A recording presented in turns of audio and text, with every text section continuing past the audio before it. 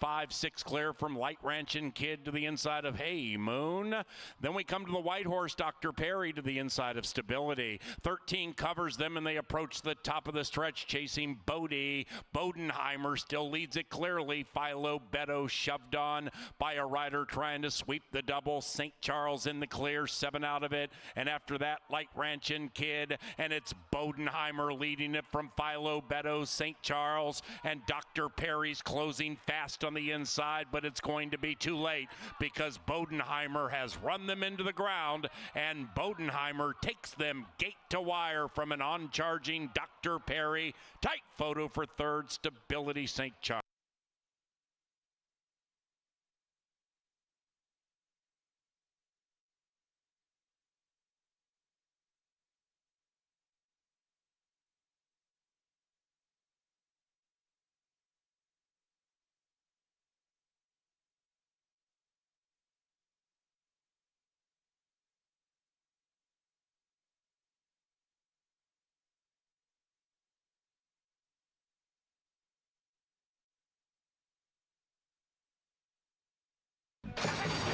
And they're racing. Put a Q around the start of race 3. They've broken a line.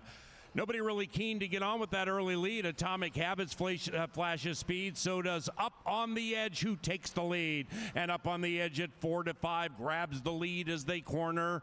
Up on the Edge leads it by 1. The speedy Peyton's Beauty in second. Inside of that, Atomic Habits begging to go. Atomic Habits under a very tight hold.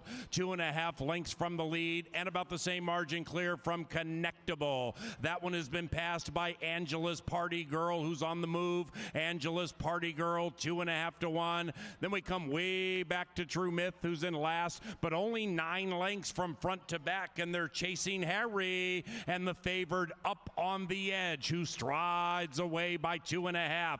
Peyton's Beauty looking to win 3 in a row is being shoved on. Angela's Party Girl looking to win 2 in a row is taking second. Atomic Habits now is giving her head to the inside, and she's 2.5 lengths behind Up on the Edge. Then it's True Myth out of last on the move and about 8 lengths from the lead. And the lead belongs to Up on the Edge, the people's choice, the favorite Up on the Edge, with Atomic Habits and Eddie G offering a challenge to the outside. Angela's Party Girl is losing ground, and Up on the Edge is running away from them. Up on the Edge takes a 2-length lead and makes it 4 on Atomic Habits, and Up on the Edge is gone.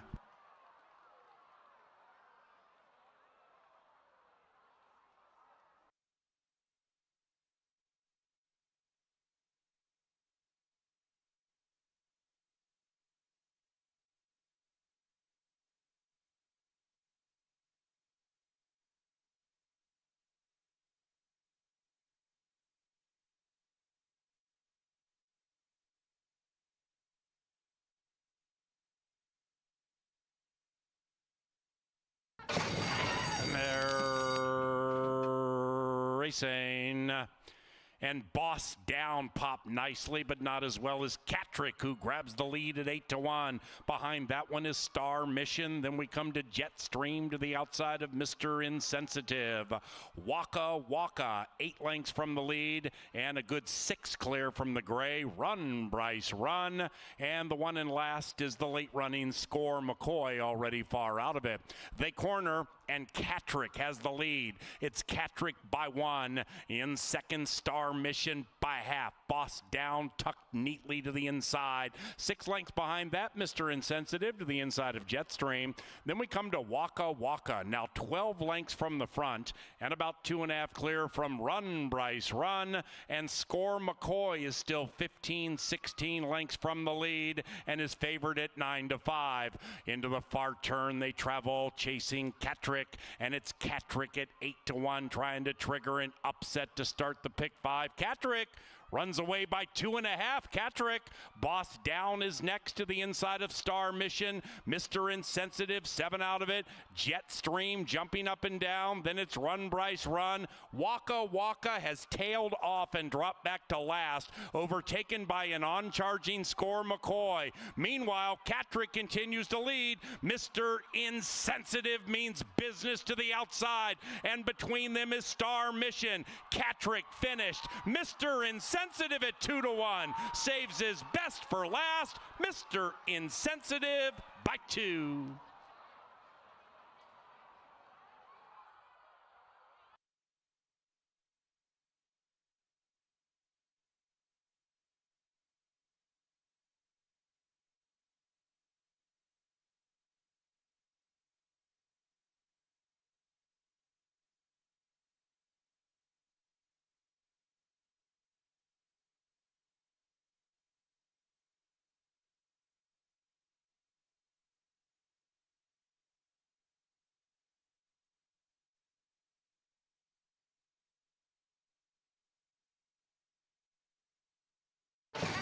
And they're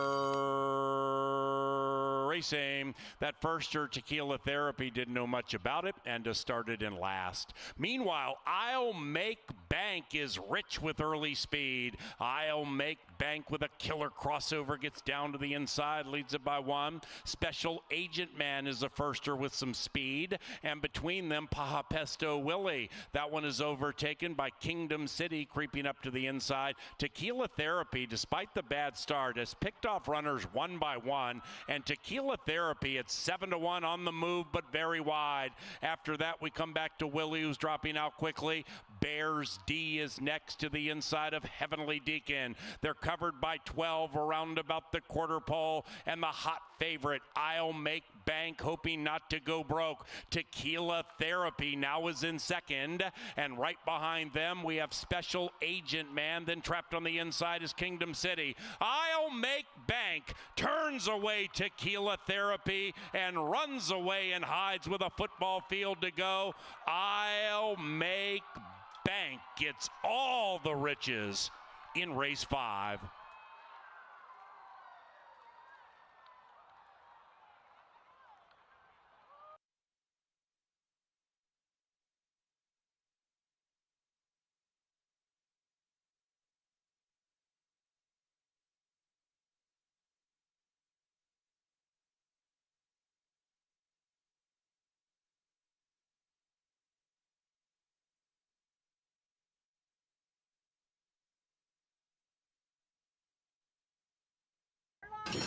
And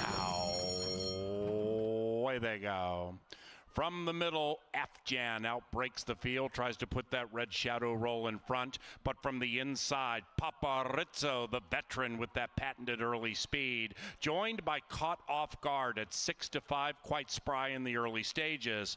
Waddington moves up to make it a line of 3 as they corner for the first time. Loring Park right behind them to the outside of Afjan, and those 5 are covered by 3.5 and are about 2.5 clear from Sonic Speed, third last. Then we come to Touch of Zen, and the one at the rear is Found Jordan. The Minnesotan is 10 lengths rearmost. Up the barn side, very reasonable pace being set by Paparizzo, and Paparizzo pulls clear by 1.5. It might be 2. Then we come to Caught Off Guard, who's covering up Afjan, a close third into the inside of Waddington. The French is in the clear and about 5 lengths from the lead. Sonic Speed sequestered to the inside of Loring Park. Then it's Found Jordan out of last, 8 lengths behind Paparizzo, who still is clear on the lead. And Touch of Zen would have to win 2 in a row from about 8-9 out of it and just check badly back to last. That's Touch of Zen with some trouble. They have a quarter of a mile to go. Paparizzo still shows the way.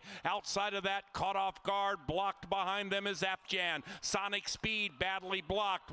Waddington's making a big move, and so is Found Jordan to the outside. And even farther out, Touch of Zen is steaming home. Meanwhile, Waddington falls into the lead. Here comes Sonic Speed, and on the inside is Afjan. Sonic Speed, Sonic Boom at 8-1.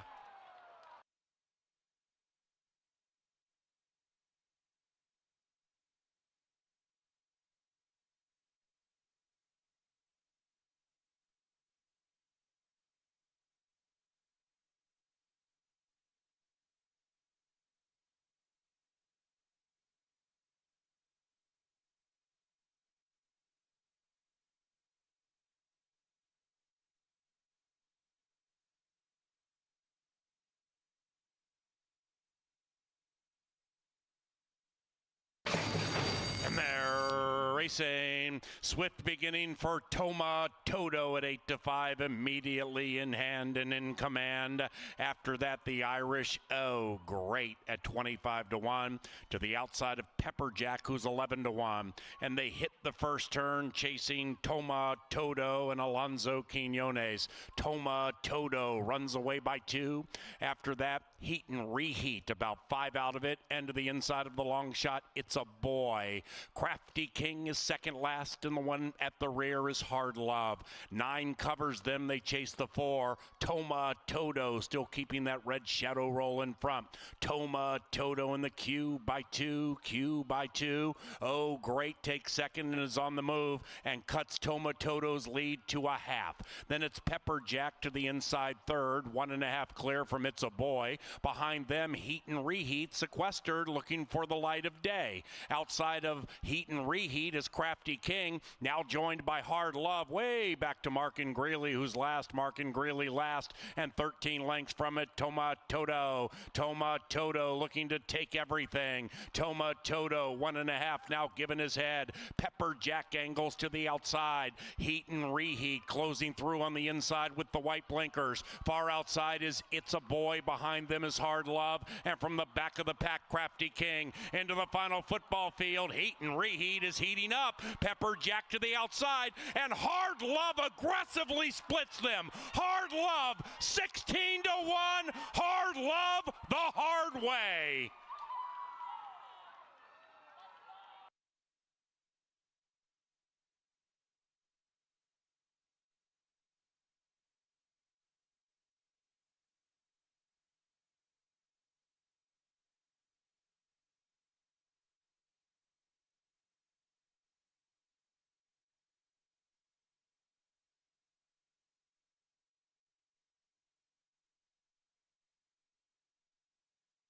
And they're racing. Max Chero came out like a shot. Max Chero grabs the lead, and his stablemate, Pastor Dave, good to go to the inside. Right behind them is Paw Allen to the inside of My Boy Bummer. Then we come back to more Tiger Paw, 5th and 5 lengths out of it, and about 7 clear from Good Grief Claude. And Can't Know is last and 14 from the lead, which belongs to Max Chero. And Pastor Dave joins to the inside. After that, Paw Allen shoved on hard, more Tiger Paw spinning the wheels, and about to be joined by My Boy Bomber. Can't Know running on from behind, but still far out of it. Back there with Good Grief Claude. Meanwhile, Max Chero just put an effortless 6 on the field. Max Chero and Carlo Lopez out for a Sunday stroll on a Wednesday. It's Max Chero leading it by 5, but slowing down. It is Paw Allen, a narrow second between runners. More Tiger Paw than on the inside, Pastor Dave. Max Chero attempting to head out to the center of the track, but doing so with a big lead. And Max Chero at 8-5 wins.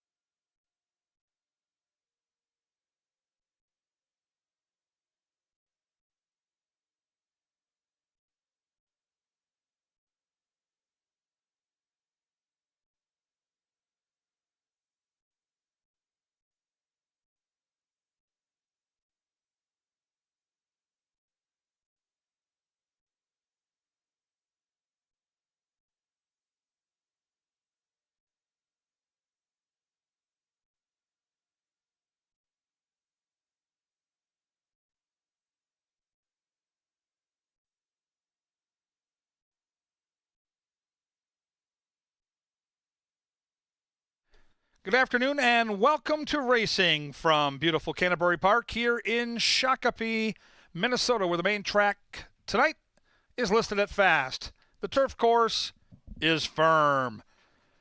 We've got 5 quarter horses, 5 thoroughbreds for a 10-race package. If you'll get your programs handy, we'll go over the changes on tonight's card. In the lid lifter, which starts a quarter horse pick 5 with that 10% takeout, take out and scratch number 3, Perry Political. Scratch the 3 from race 1. 2 and 3 offer no changes. Free and clear for races 2 and 3. Onward to race number 4.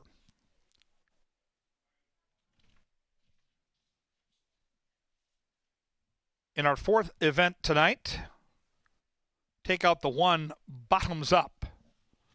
Jockey change on the 8-horse Sophie. The new jockey is Aram Martinez. Martinez picks up the mount on the 8, remove the 1 from race 4.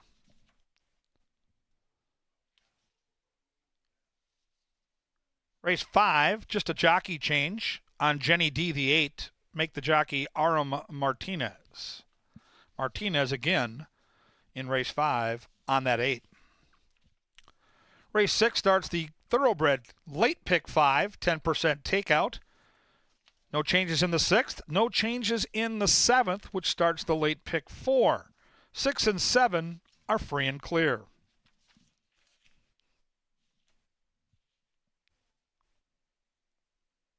Race 8, take out the 1, Supreme Leader, and the 3, Waning Crescent. Race 8, remove the 1 and the 3. Race 9 starts Dr. Dan's Daily Double. Take out the 3, Buttermaker. Race 9, scratch 3.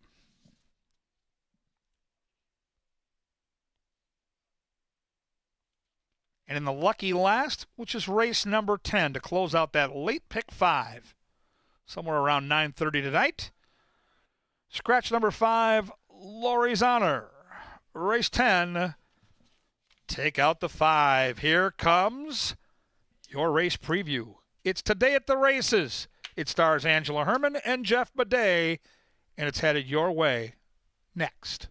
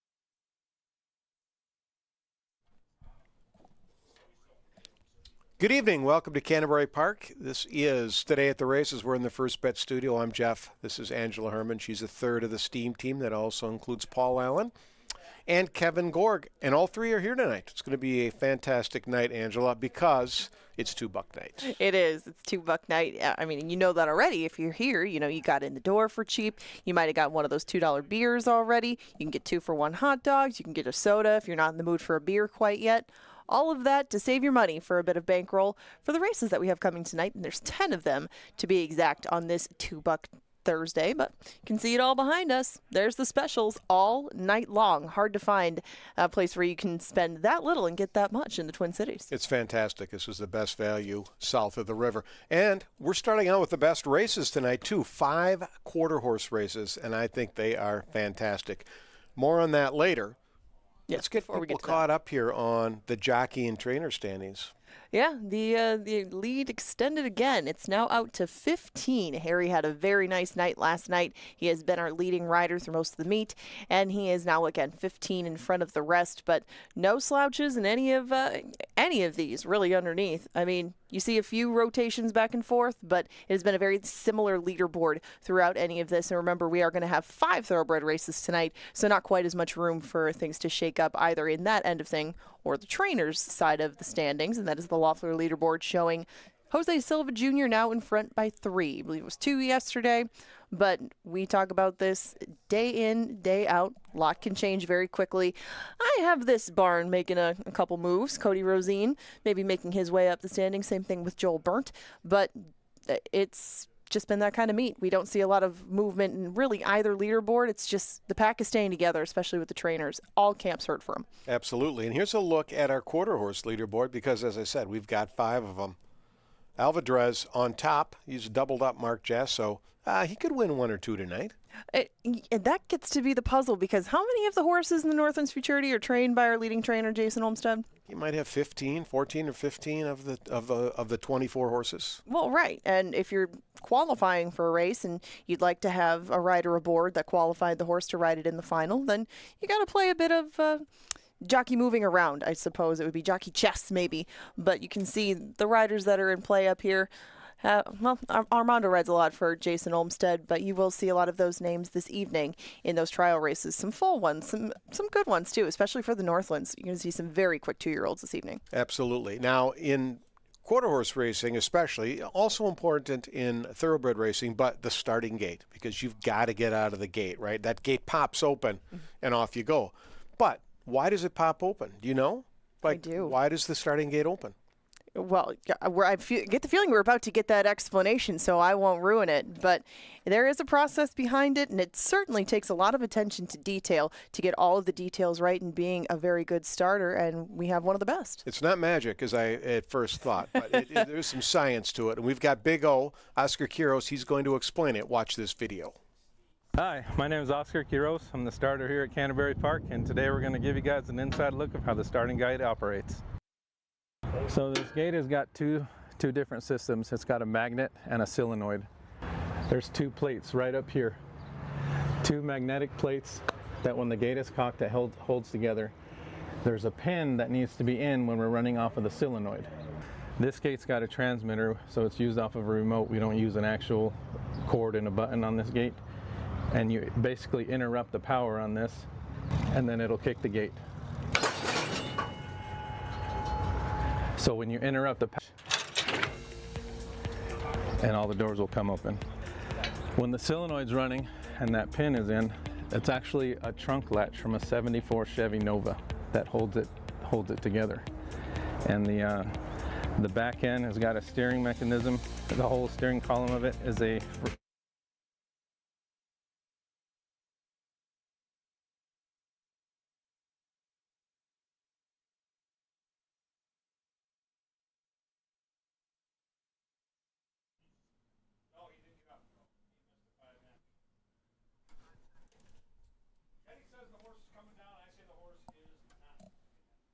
Well, thanks, Big O. That's cool because it's it is important, and people just take it for granted. They go in there, and the gates pop, and away they go. But he's got a good crew. It's going to be important tonight with the quarter horse because you want everyone to have a fair shot to get out of that starting gate. Now, today is Thursday. Tomorrow's Friday, and that means it's going to be 3-dog night. Tickets are available. It's going to be a good show. And, in fact, tonight, just for you, we've got a special. If you go down to track level, there's a table set up right near the ice cream stand. Buy one, get one free. And I think tickets start at around $40. So you could get in for two for $40.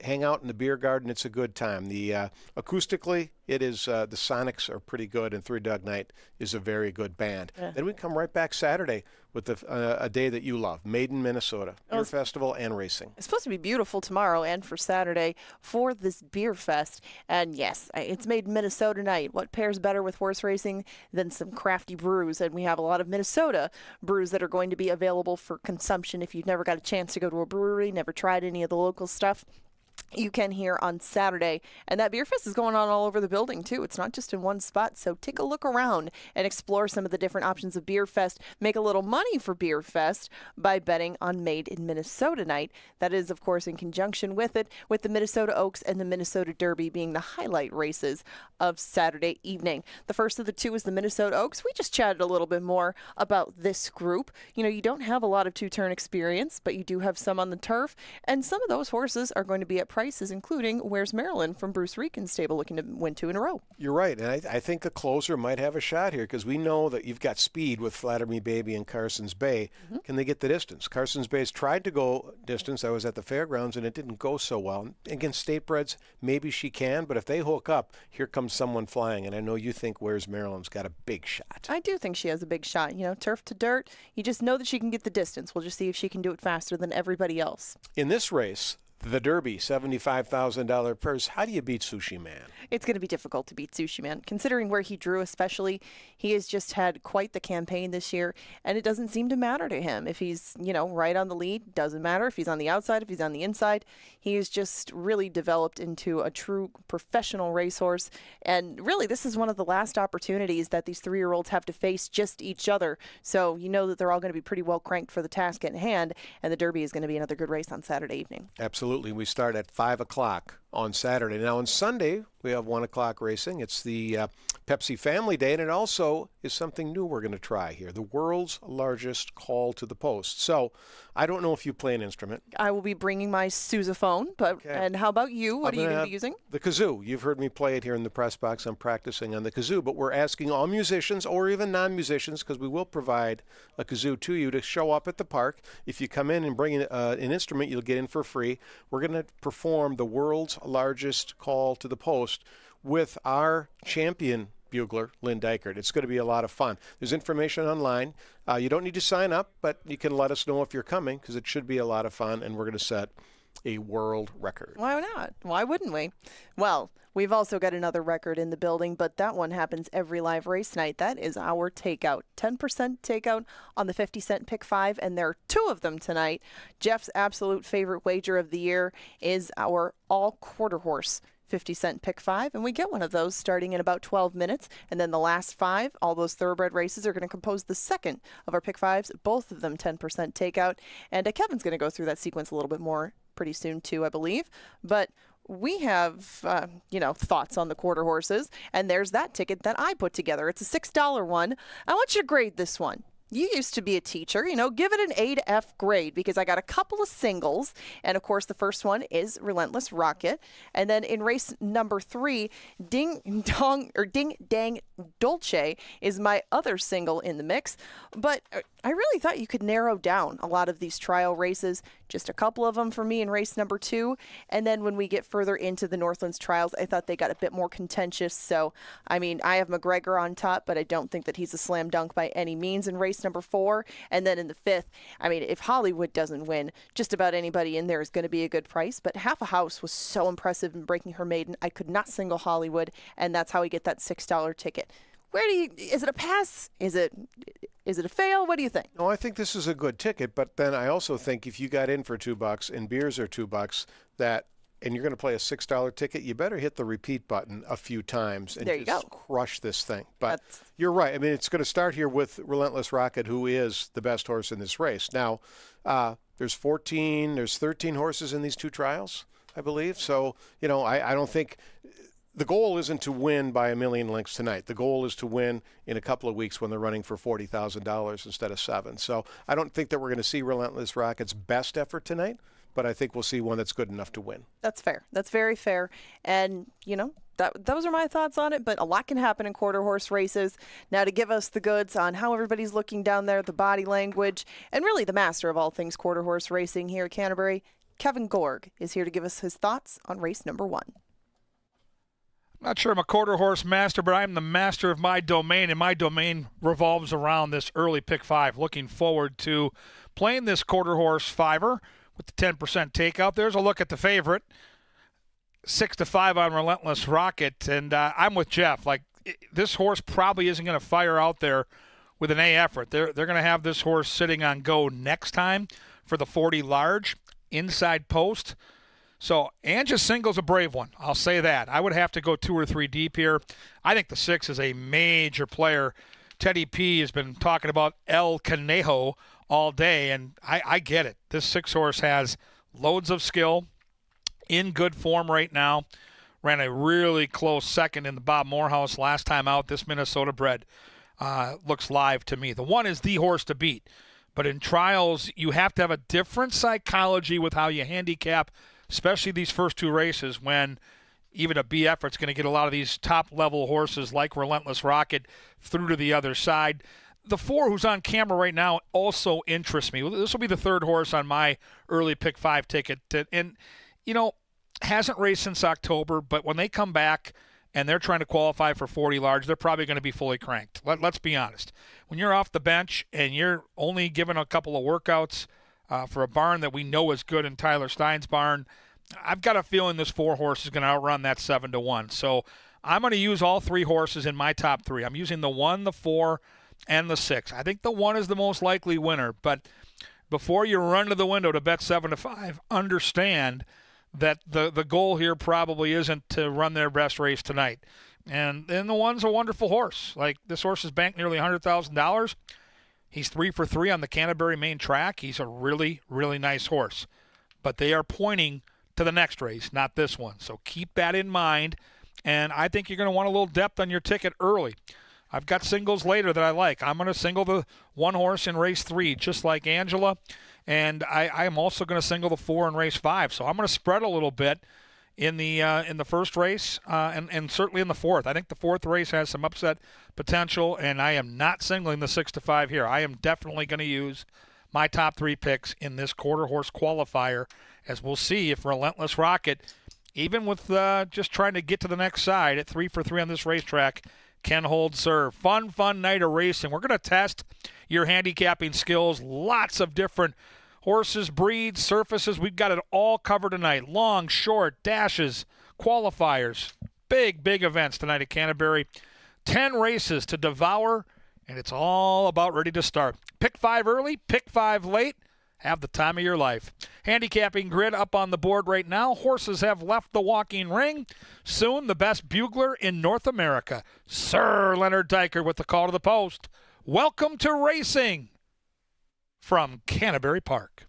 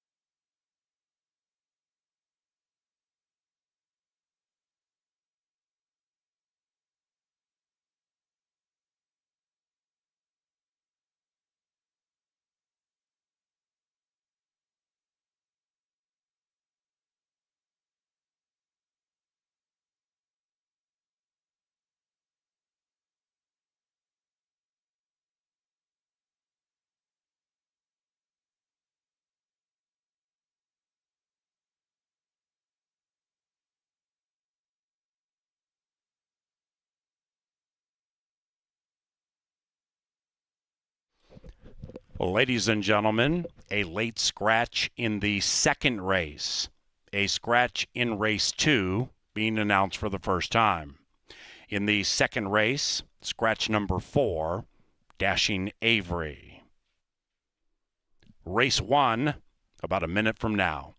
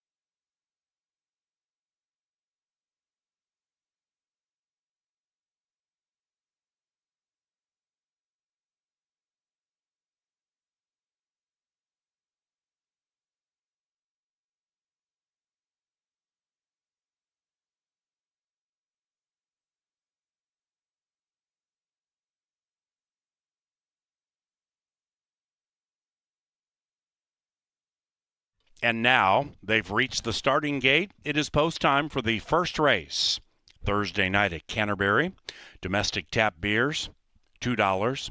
Pepsi beverages and 2-for-1 hot dogs this evening for $2 each and every time we run on Thursday.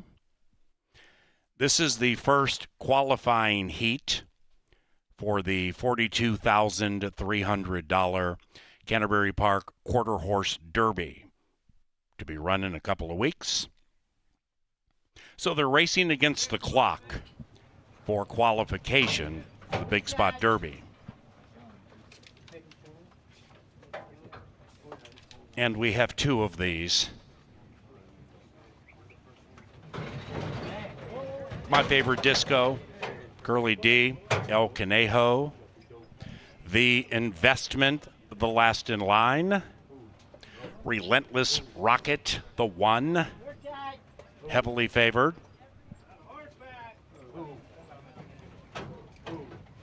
All righty now. And they're racing. Relentless Rocket out of the gate like a rocket in relentless fashion. That's a 3-length lead in the early stages on Curly D. And outside of that, El Conejo and The Investment. But Relentless Rocket will gallop his way to a convincing 1-9 victory.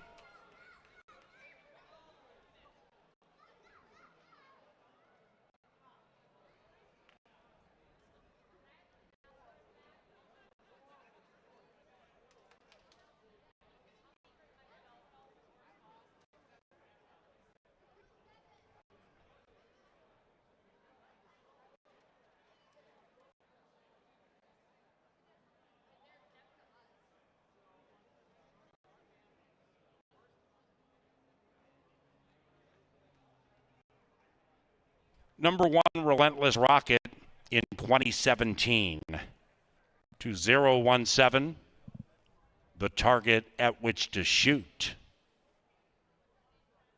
It's 156 for now. Racing at Canterbury, co-sponsored by Apple Autos, Loeffler, Maker's Mark, Minnesota Lottery, Anheuser-Busch, Pepsi, Tri-State Bobcat, Jim Beam, John Deere, and Quick Trip.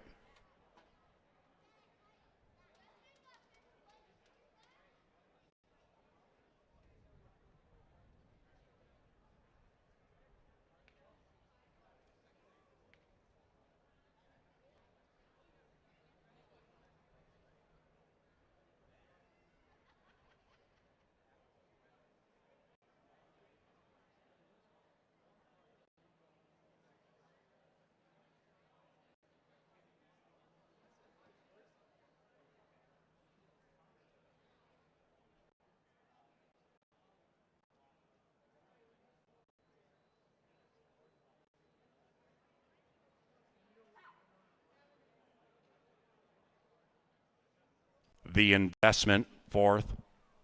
So it's Relentless Rocket, Curly D, El Conjo, and the investment, and it's official. Superfecta paid $1.05. Race 2, 20 minutes from now. Scratch number 4, Dashing Avery. Welcome to our featured groups this evening.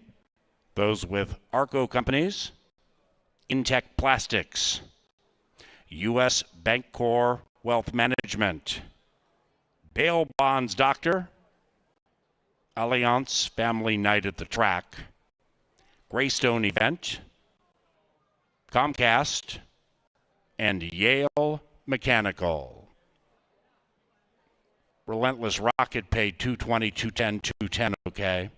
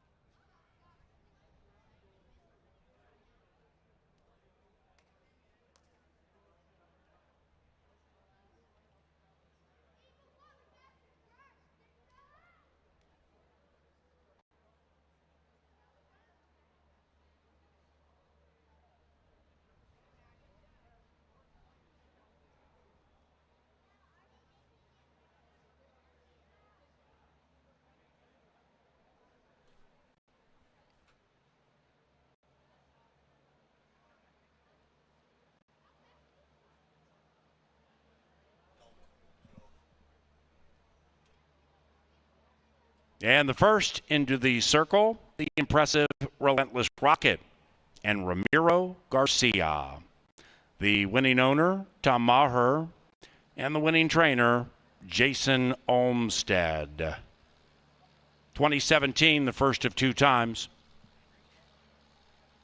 And race 2, 18 minutes from now.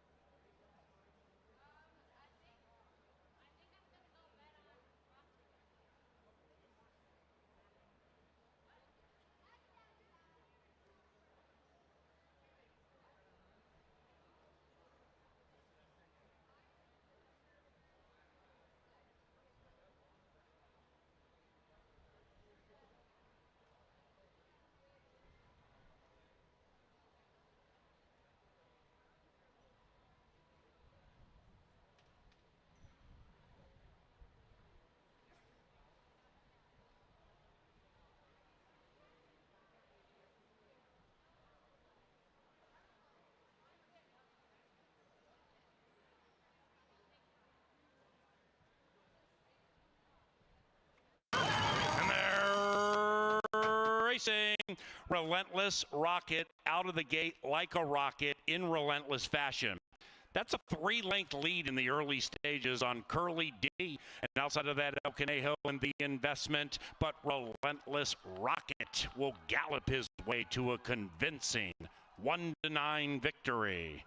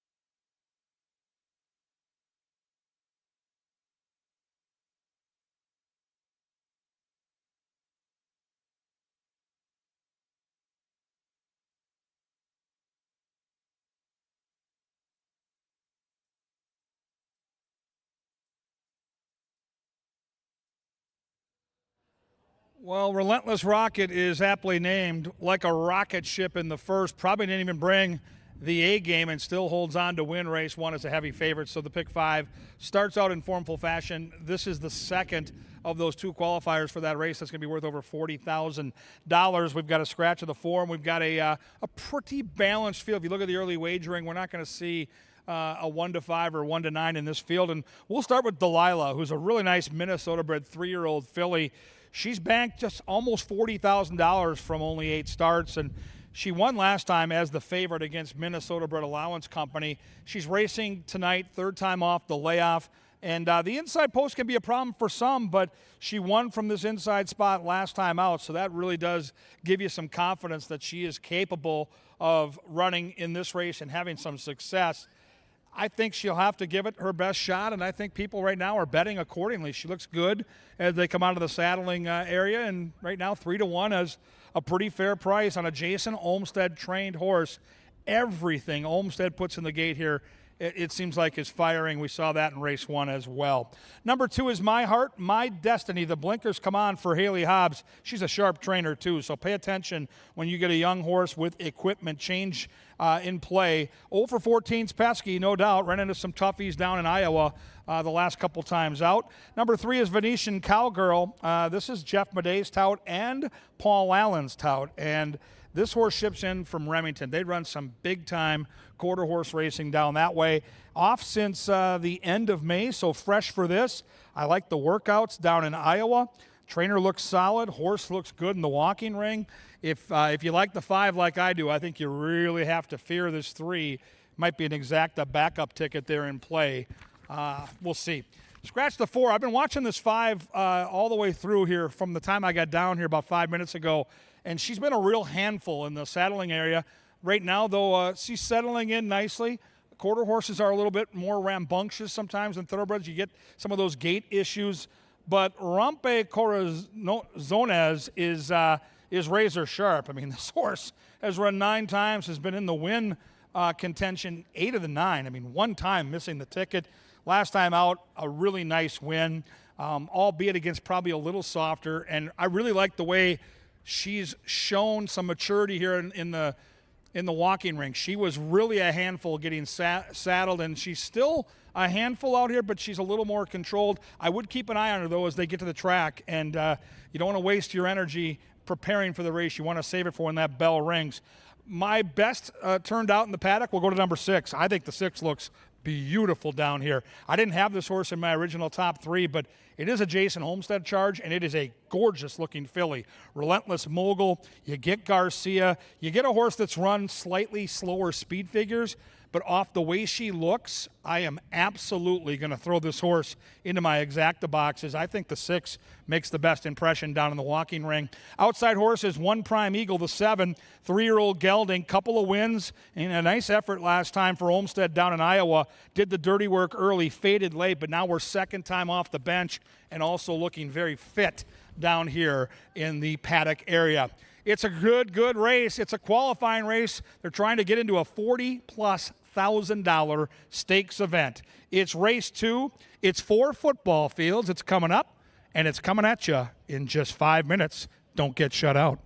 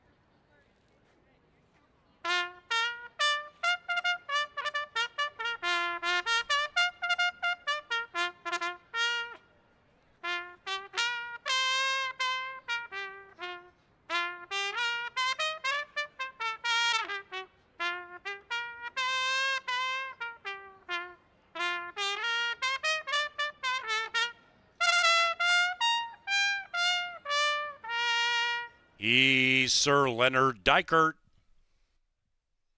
Heading to the gate for the second. It's about 5 minutes from now, scratch number 4. Second and final trial for the Canterbury Park Quarter Horse Derby, a $42,000 stakes race later this season at Canterbury Park. 2017, the target at which to shoot.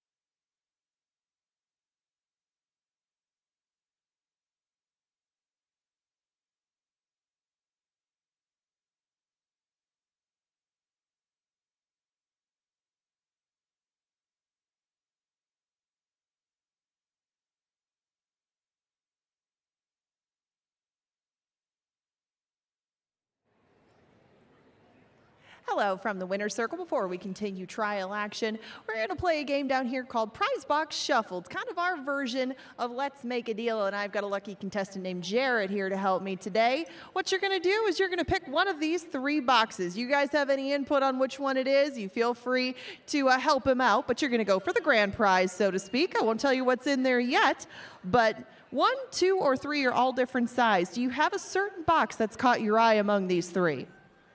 Box 3. Okay, box number 3. Let's take a look at what you got. Come on around here, Jared. That is a Mick Ultra golf bag. My goodness, look at that beauty right over there. The lovely Amanda has brought out the Michelob Ultra golf bag. That's a very nice prize. I don't know. Do you want to go for something else? You want to try your luck at one of the other 2 boxes? Or do you want to keep that beauty? Do you golf much? I don't golf at all.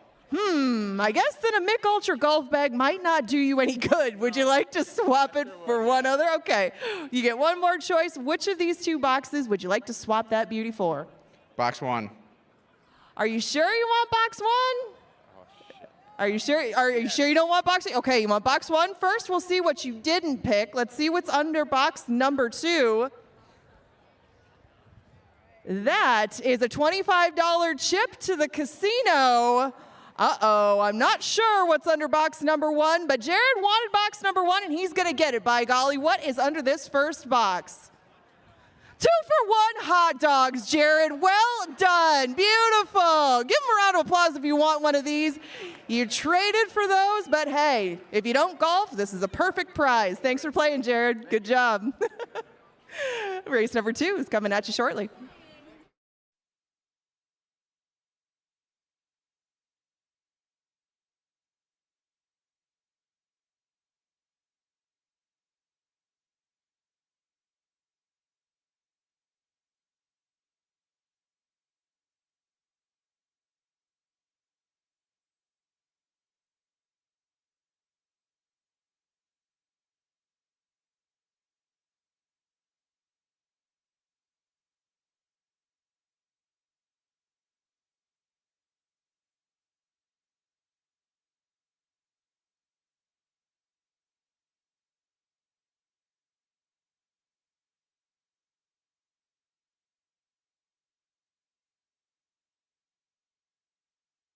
And they've reached the starting gate. It's race time. The final of 2 Canterbury Park Quarter Horse Derby trials.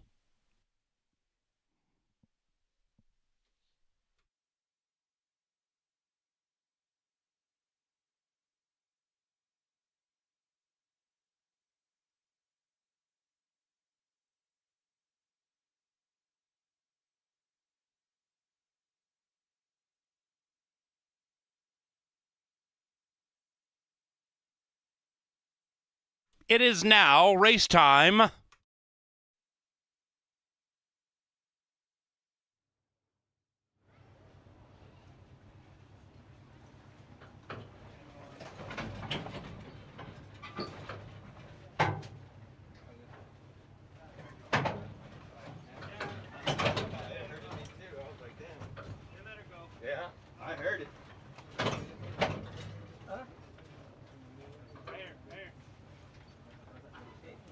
Two back.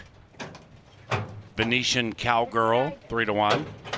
One Prime Eagle. The One Famous Eagle. Next to Relentless Mogul, and here they are. They're racing. Everybody was off well. From the 6th spot, Relentless Mogul at 9-1 outbroke the field. Delilah came out nicely at 4-1. And between them is Rompe Corazones, and also in there Venetian Cowgirl. It's wild down to the wire. 1 and 3 in a tight one. Delilah and Venetian Cowgirl hold them all.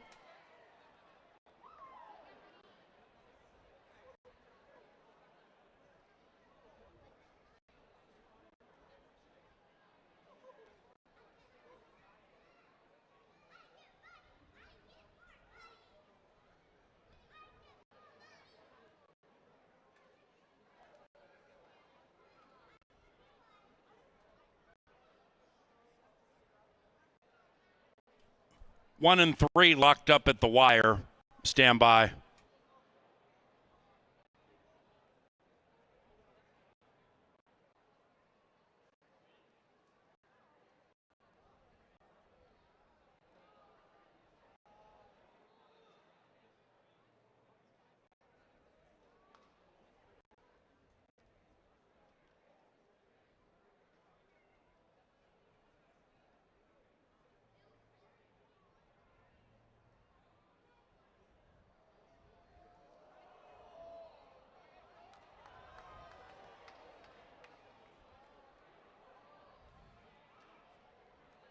We have an answer. The winner is number 3, Venetian Cowgirl. In 2022, Venetian Cowgirl, Delilah, Rompe Corazones, Relentless Mogul, top 4.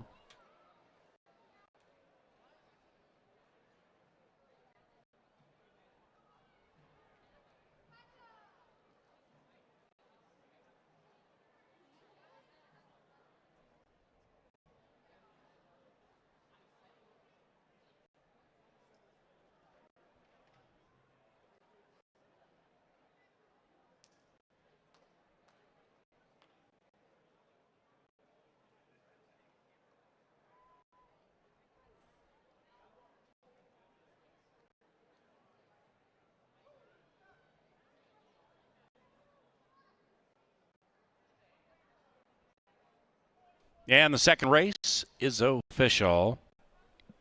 Following the winner's circle ceremony and a couple of replays, we will list the qualifiers for the $42,000 Canterbury Park Quarter Horse Derby.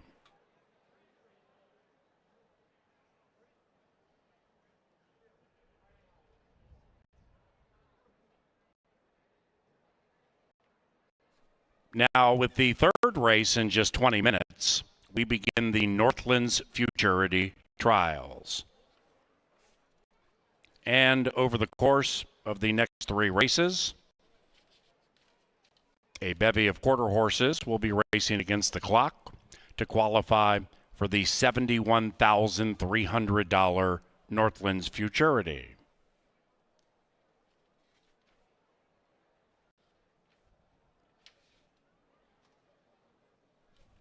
With the third race, we have no scratches.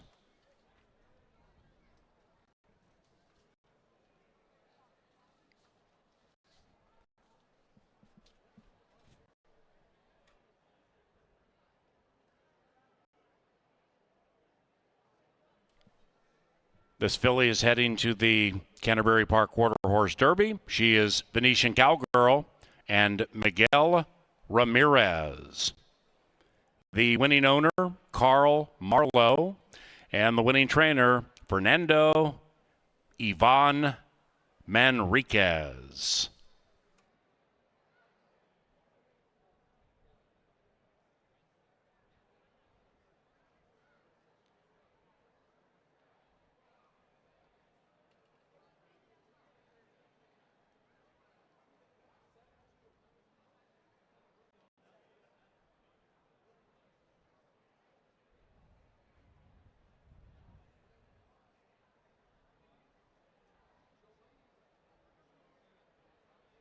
Couple of replays, then the qualifiers for the August 21st Quarter Horse Derby.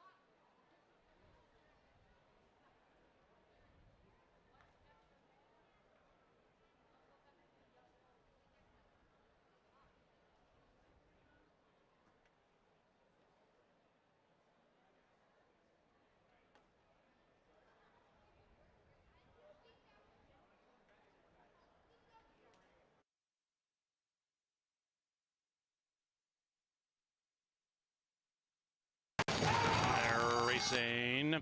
Everybody was off well. From the 6th spot, Relentless Mogul at 9-1 outbroke the field. Delilah came out nicely at 4-1. And between them is Rompe, Corazones, and also in there Venetian Cowgirl. It's wild down to the wire. 1 and 3 in a tight one. Delilah.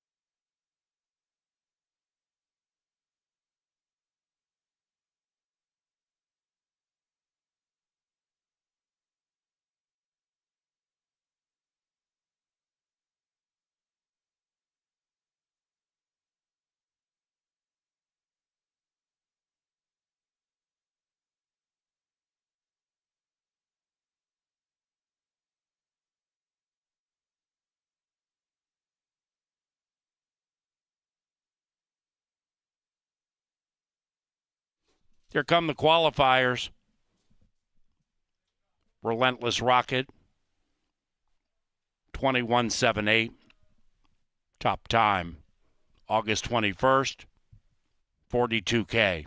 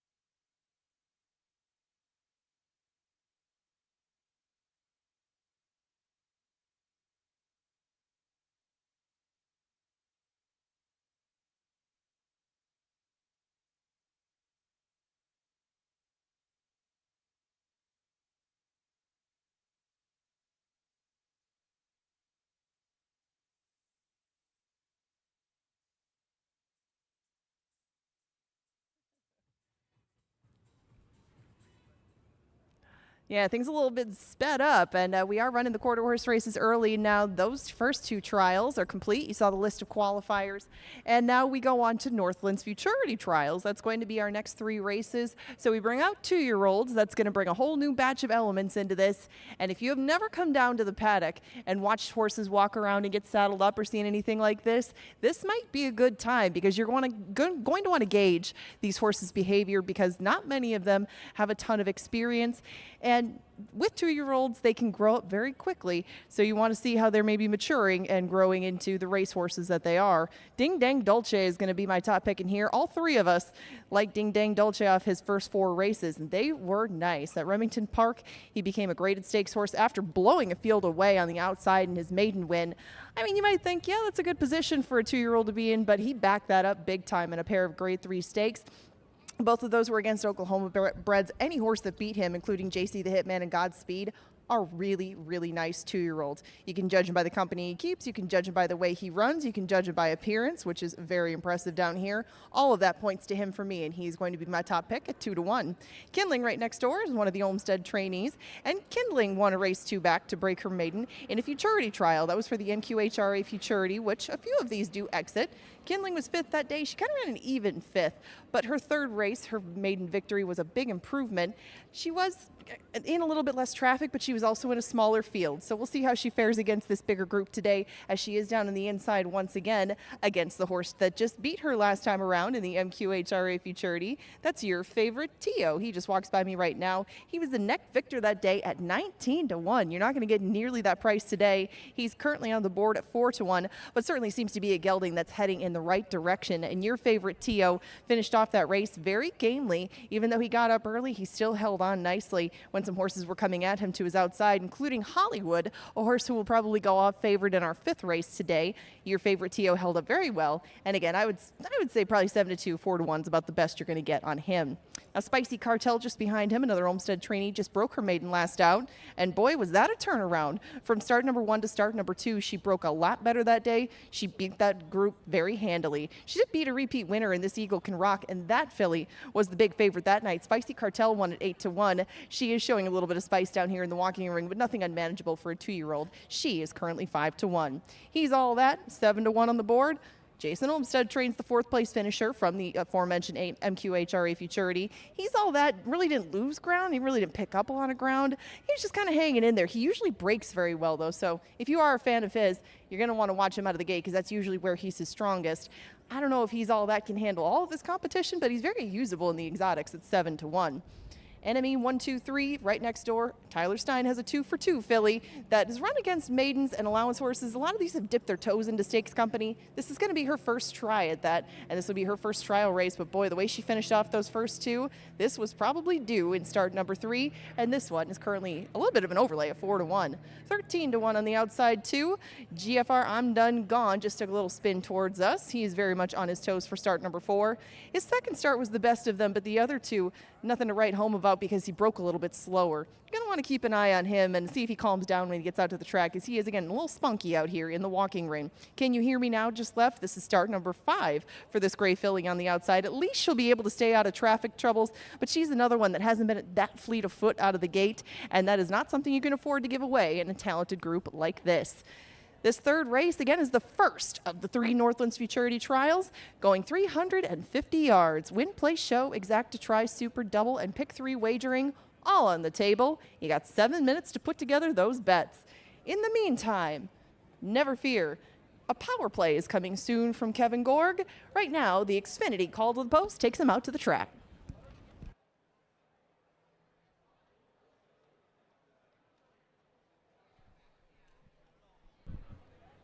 SLD.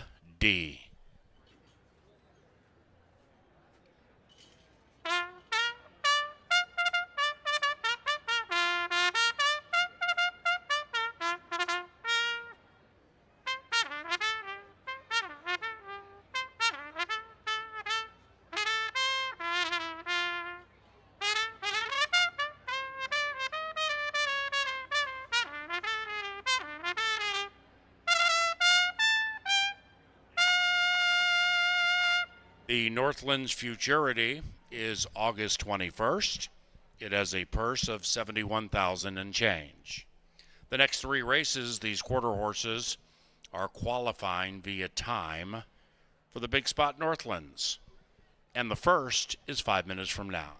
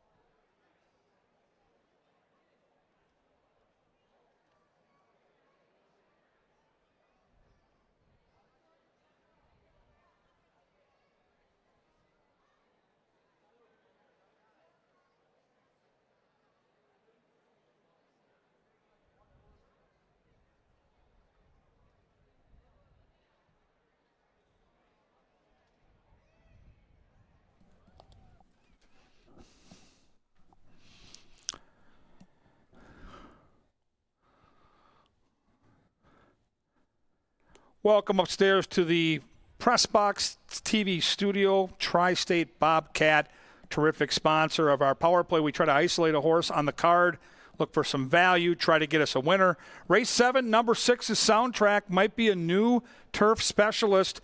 This horse, 1 for 12 in her career, but really showed something at 17-1 on the lawn last time at 7.5. We're going to shorten up to a turf sprint tonight. I'm going to tell you right now, newly minted Hall of Famer at Canterbury, Nick Goodwin, is training brilliantly. This guy knows horse flesh, and he's got this horse sharp. Santiago sticks around. Let's go back and watch this horse running from the far turn to the wire in a longer race last time where the fractions were moderate, but this horse is chasing nearly 47 to the half mile in a 7.5 furlong race, and you can see the closing kick is on display. Little bit green in the stretch. Joel, again, first time on the turf, but I like the late steam this horse shows. Now we're going to tighten things up. We're going to go from 7.5 to 5.5. There's pace in this race. This horse offers an 8-1 morning line. I'm looking forward to betting this horse tonight. I hope you are too. It's the power play in race 7. It's number 6, Soundtrack, looking to make some sweet music.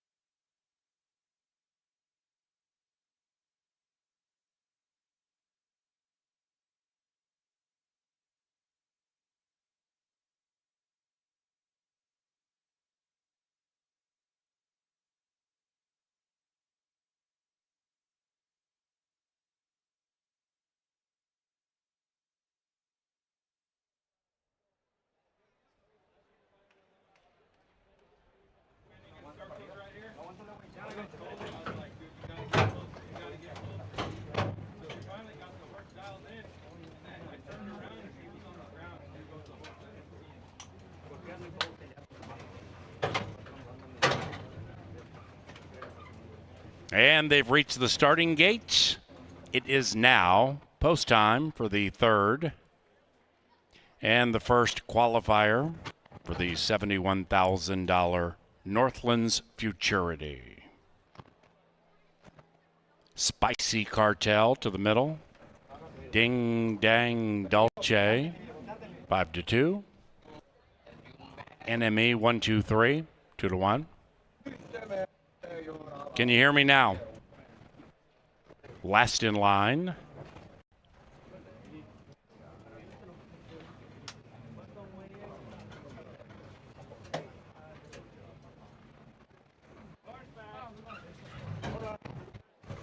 Two-year-old filly goes in, and there they are. And away they go. Another wonderful start for mostly all of them. Shortly after the start, Spicy Cartel back to last. Meanwhile, your favorite T.O. pops nicely. So does Ding Dang Dolce running big on the inside. Outside of that, M&E 1-2-3. Ding Dang Dolce in time.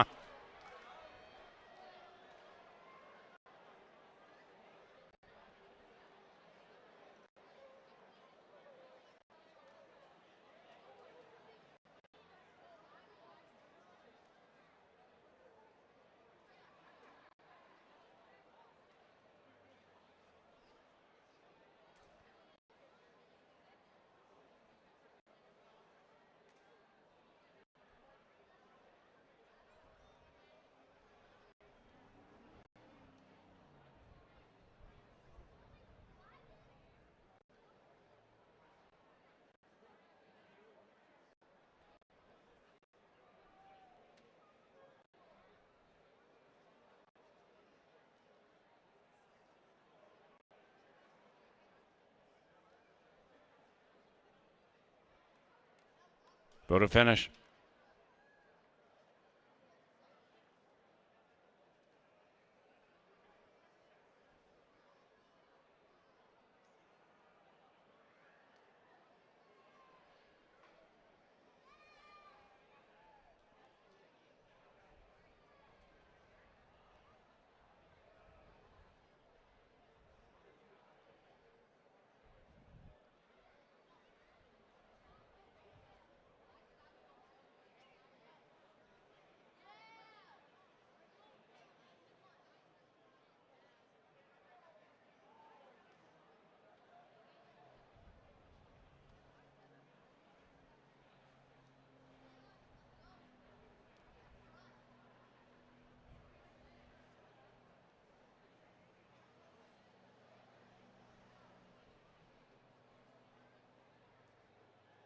Number one, Ding Dang Dolce, first, 17:54.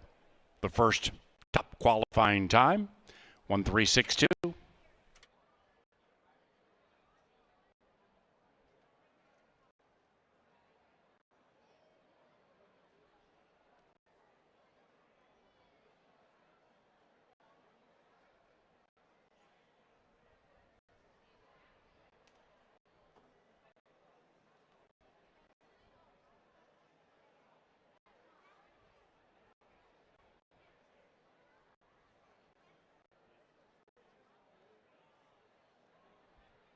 The third race is official.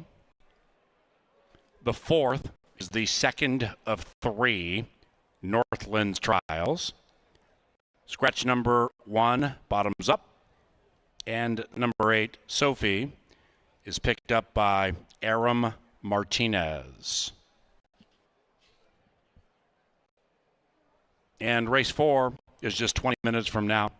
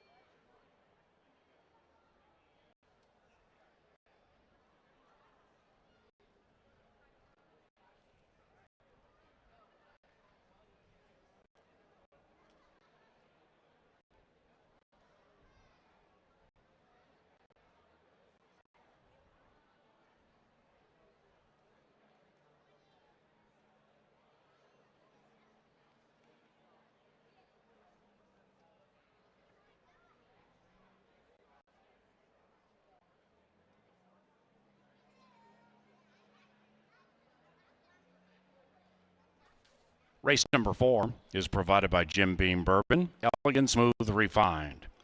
And Busch Light, a proud sponsor of racing at Canterbury Park. We also thank Touchdown Tile, the official renovation partner of Canterbury, and Bremer Bank.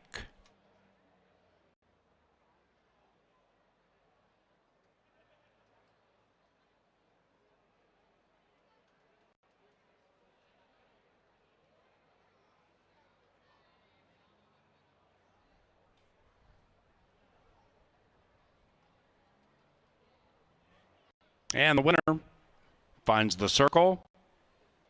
Ding Dang Dolce and Fernando Fonseca Soto. The winning owner and trainer is Haley Hobbs.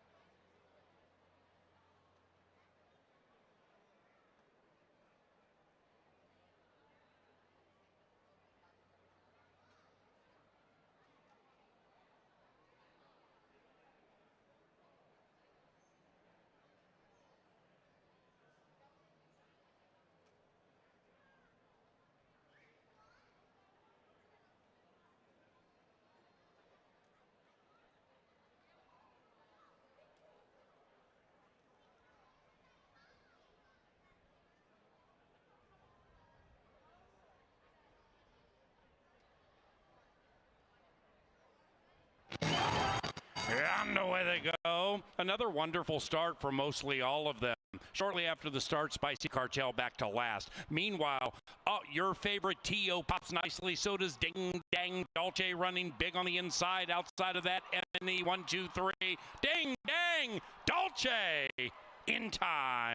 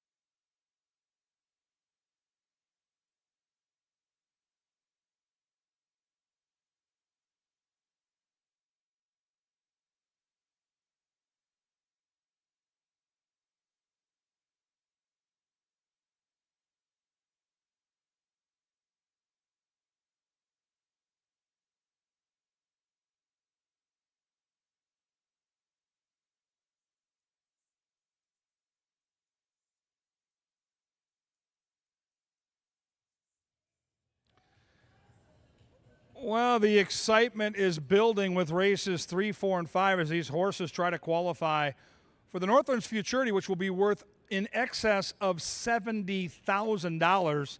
And Ding Dang Dolce did a brilliant job of setting that one up for success. This is the second qualifier. We scratched the one, and really a fun handicapping puzzle. Inside part of the track seems okay. I was talking to Bruce Meyer, the Oracle upstairs. He's been seeing things quite clearly with his handicapping, and he says you want to be inside with these cues, and we've seen some horses inside run big races in the first few races tonight. That bodes well for the 2 and 3, who figure to go favored here. And a handicapping note, Jeff Madej, well known here as our quarter horse expert, went into the Hall of Fame for a myriad of reasons here this summer, but he's 3 for 3 so far with his quarter horse picks, and there's just nobody better. He puts the time in. It's his favorite horses to bet on. And he's got the 2 McGregor. Now, I'm on the 3, and I like my 3, but when Jeff Madej is hot with the quarter horses, I've got to tell the public about it, and he's got McGregor here. I think the 6 and 8 are both reasonable options if you're going to look for a little value in this race when you're going to put together exactas, trifectas, or superfectas. But let's take a look at each horse, and we'll find the good stuff and the bad, and you can make up your mind before you head to the windows. We're fast approaching qualifier number 2 for the Northlands Futurity. Jeff's tout is McGregor, and he's not alone. Angela and PA both like this horse as well. You get Olmsted with his go-to guy, Garcia. Right there, before you even get into the past performances, you're probably going to have a horse that's super live. I mean, Olmsted's unbelievable. This is his go-to guy. Inside part of the track seems good. Tried $57,000 stakes horses last time.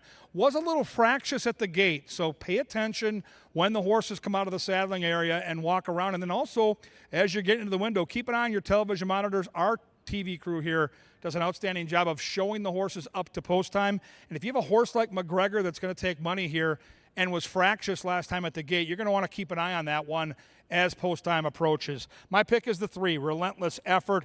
The other Olmsted ships in from Iowa, tried $200,000 stakes horses last time. Now, ran 9th, which is pesky, but if you go back and watch that race, was not embarrassed, was beaten by less than 2 lengths, and I think this horse has some talent. So I'm going to try the 3. I respect the 2, and we move on to the 4, who has 1 race. It was in Iowa, got bumped at the start, and really had no chance. So we really don't know what to think of the 4, and I would keep an eye on the betting. 15-1 morning line, probably going to be a big price, and we'll see how that plays out. Okay, there'll be a little bit of a delay, no saddling, so we'll just keep rolling through here. 5 is Honey's Delight, big long shot. Haley Hobbs, good conditioner for the Georgia bred. Don't see a lot of Georgia breds down here. 6 is She's Got This. Ramirez, 3rd time off the bench. Another Olmsted horse who figures to have a decent chance. I mentioned the 6 and the 8 as players that might pop up here and run a big race. And if you're the trainer of the 6 like Jason Olmsted and you know you've got a faster horse down inside like McGregor, maybe this one's fully cranked to qualify and probably needs to. She's 0 for 3, but she's faced some really, really tough competition.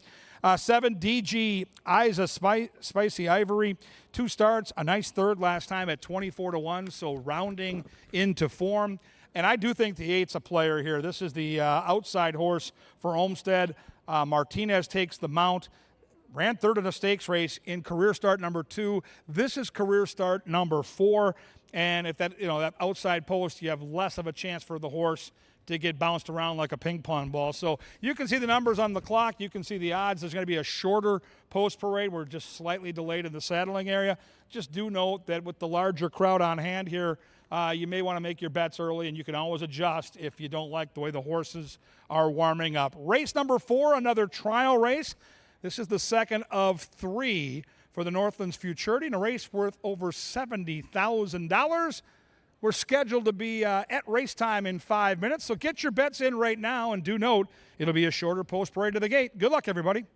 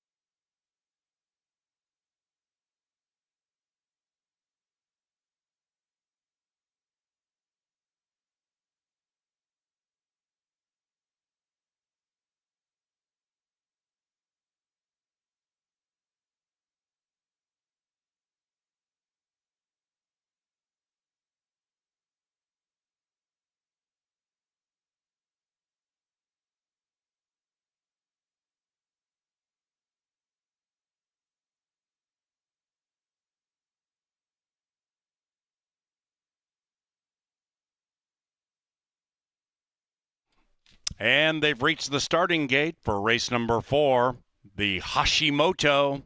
It's post time.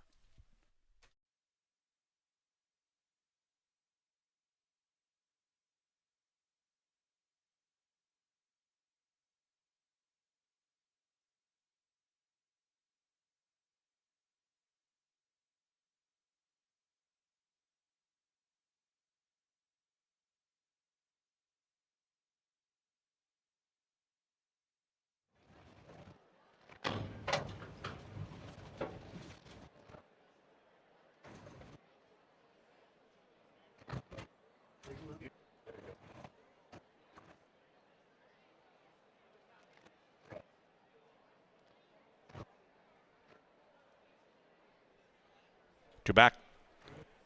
This eagle flies. And Sophie. McGregor favored.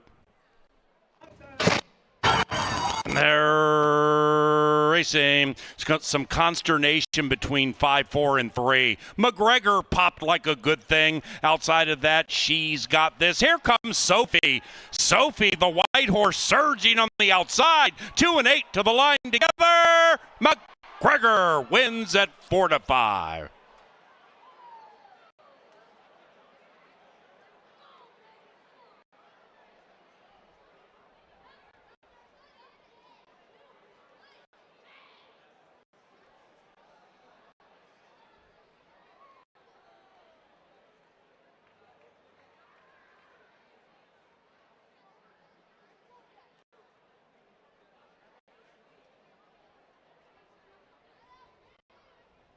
Moto.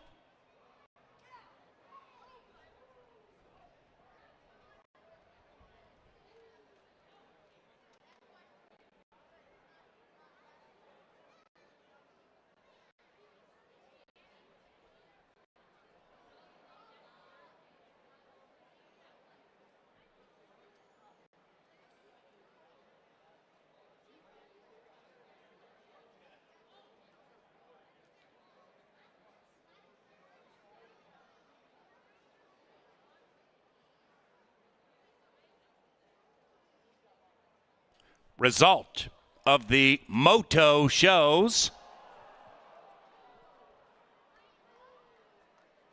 2, McGregor.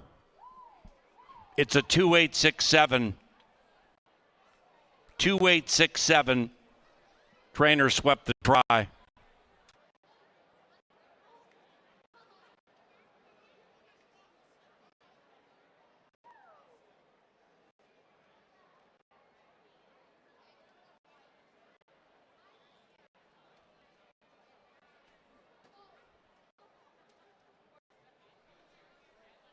And it's official. McGregor finishes in 18.32. So Ding Dang Dulce, still by far the top qualifier, 17.54. The 5th is our final of these 3 Northland Futurity time trials. Once again, they're racing against the clock to qualify for a $71,000 stakes race August 21st. In the 5th race, number 8, Jenny D, is picked up by Aram Martinez.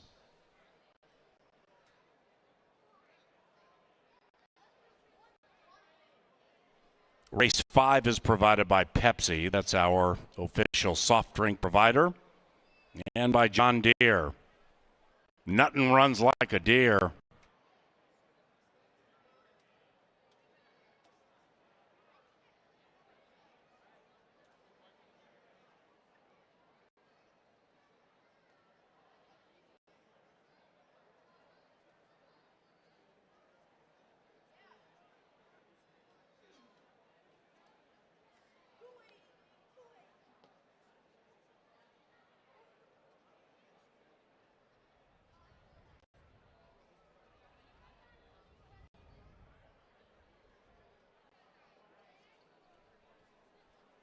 And the winner's enclosure, here comes McGregor and Ramiro Garcia. The winning owners are Tom Maher and Amber Olmstead. And the winning trainer, Jason Olmstead. The fifth and our final quarter horse trial race, about 18 minutes from now, so don't get shut out.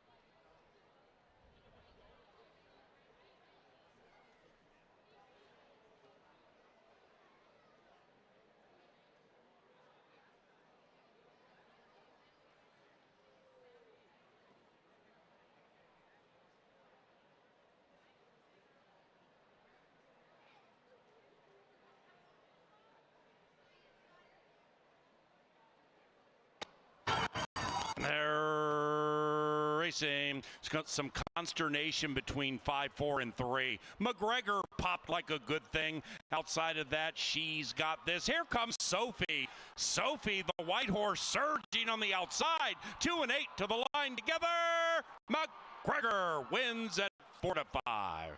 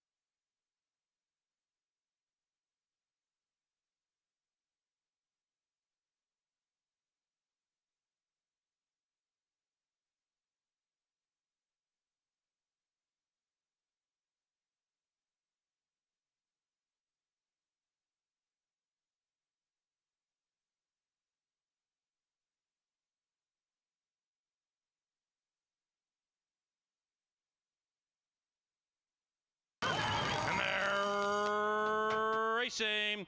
Relentless Rocket out of the gate like a rocket in relentless fashion. That's a 3-length lead in the early stages on Curly D. And outside of that, El Conejo and the investment. But Relentless Rocket will gallop his way to a convincing 1-9 victory. Racing. Everybody was off well. From the 6th spot, Relentless Mogul at 9-1 outbroke the field. Delilah came out nicely at 4-1. And between them is Rompe, Corazones, and also in there Venetian Cowgirl. It's wild down to the wire. 1-3 in a tight one. Delilah. And away they go. Another wonderful start for mostly all of them. Shortly after the start, Spicy Cartel back to last. Meanwhile, your favorite T.O. pops nicely. So does Ding Dang Dolce running big on the inside. Outside of that, M&E 1, 2, 3. Ding Dang Dolce in time.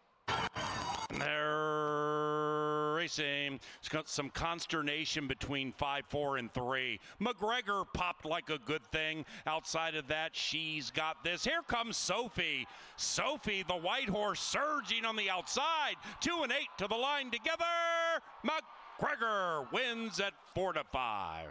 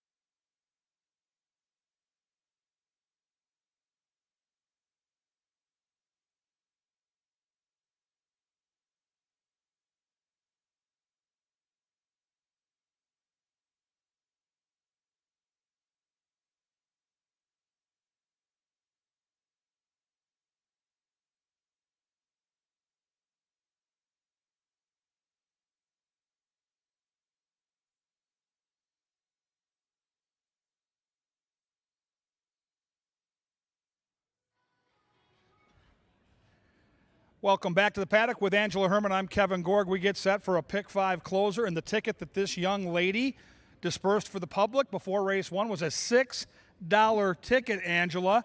And yes, the 4-horse, or the 3, wait, where are we? The 3 and the 4 are both on that ticket. Are both on your ticket. 4 is still paying over $30 for 6, so we're getting 5-1. And what's it paying to the 3-horse? I think 130 or something like Holy that. cow. Let's try to get it home. Hey, I mean, Jeff is 4 Nice for ticket. 4. Yeah, but unbelievable that he is on the verge of sweeping all 5 quarter-horse races. Jeff has Hollywood. I thought Hollywood was going to be tough to beat. We all have Hollywood. That's true. That's true. But, I mean, our quarter horse racing is fun out here, and Jeff and I like to try to get to know it, as do you. So let's take them through this final field of possible entrants for the Northlands Futurity. Remember, they are racing the clock in here. This is the final of those 3. And the one, Relentless Cachet on the inside. I had talked about it previously with the MQHRA Futurity. We've seen how some horses have exited that race and run today. And, you know, it's been some mixed results, but this one was very close at the end. He was only beaten a length by your favorite Tio. He was another big price in there, but between those two was Hollywood. And Hollywood did beat this one by about a length. The inside shouldn't bother me as much as it usually would. You get 7-1 on this filly, and she broke a lot sharper in her 2 prior races than she did in the Futurity. If she can rebound to that, she could very well get a piece of this. Oh, I like her. I think she's going to be in the trifecta and the super. I'm watching these races trying to figure out the inside, the outside. I think the inside part of the track is playing really good right now. We just saw a horse cruise down inside with the scratch of the 1 last race. McGregor was in there, and I think all the horses inside have been in the mix come to the wire. So I am mixing the 1 in everywhere. What do we do with Axel Rose? Because These connections are just dominating, but the horse on paper left me wanting more. Well, and Axel Rose didn't really get an early start to things. You know, the money for quarter horses is at 2. The earlier they start, the better. There's a lot of money on the line down at Remington Park, and this filly didn't make it into the gate until the end or the middle of May. You know, she'd been working out down at Will Rogers. For some reason, she needed some time off.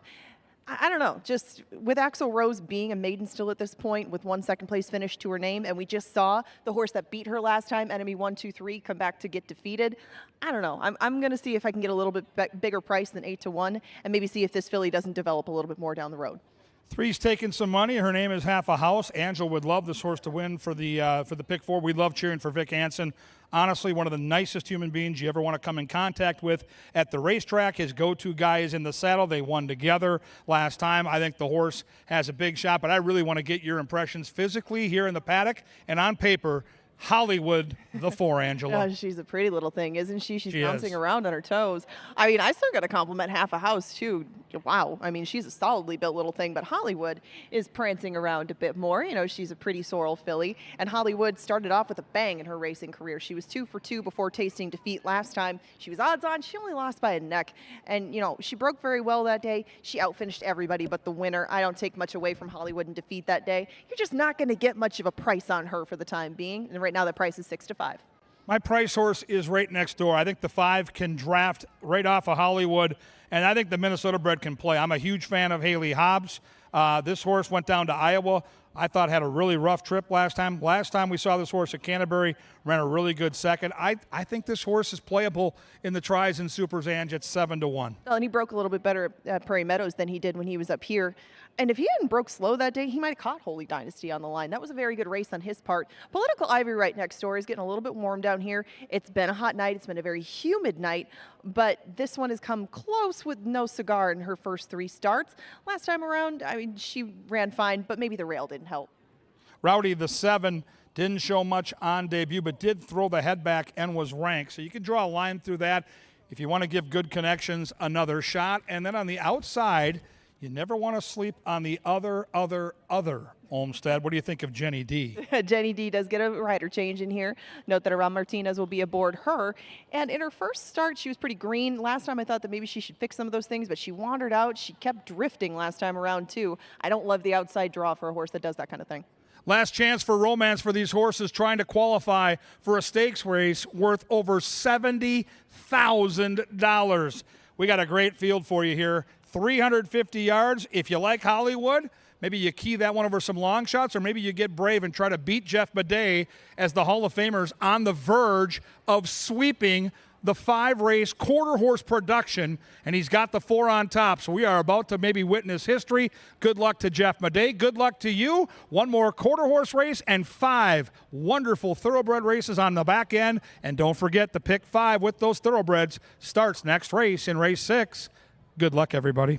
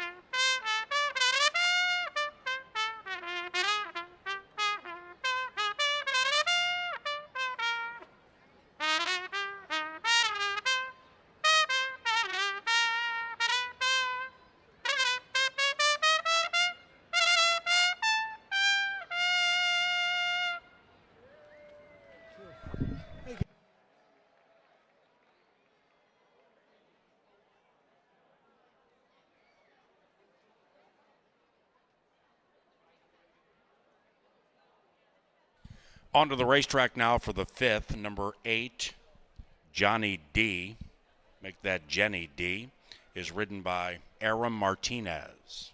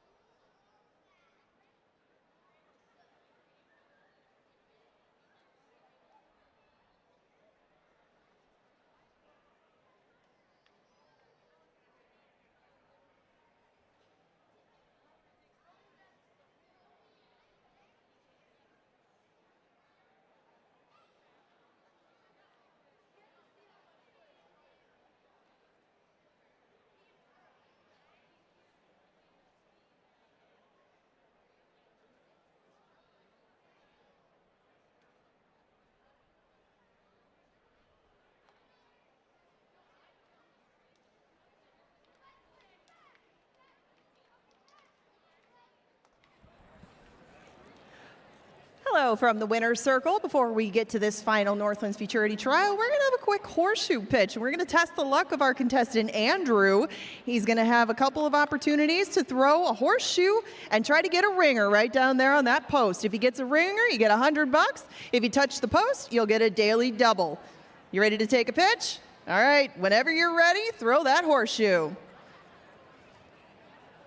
Got a lot of firepower on that. You hit it. Went a little far. Slow it down. Ooh, much better. You're getting close. One more try. Get that ringer. Come on, get that ringer. Oh, it was so close, so very close. But don't worry, we're going to get you a couple admission passes. You can come back and try it again. This one is going to the gate very shortly. The final of the Northlands Futurity Trials was coming up next.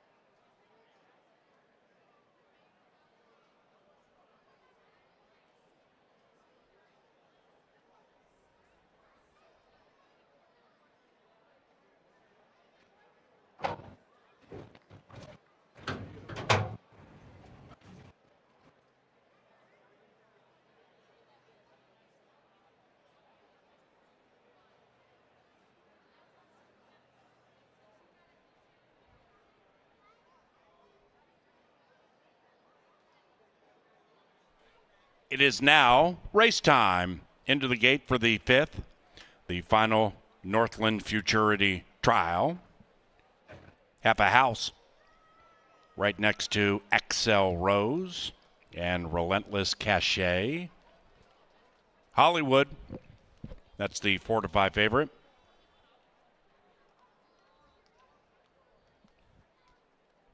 Two-year-old filly goes in professionally, and Jenny D shares a home with the favorite.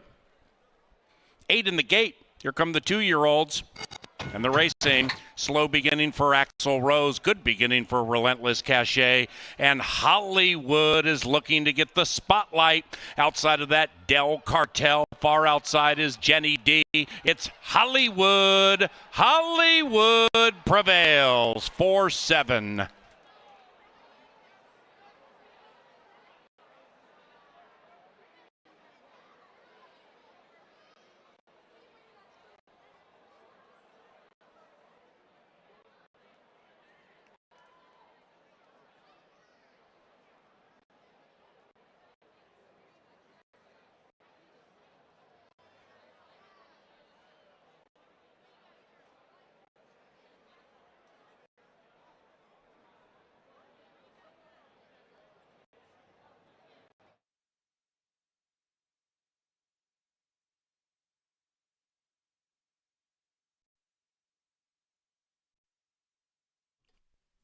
Number 4, Hollywood was first. Second, 7, Rowdy, the longest shot on the board.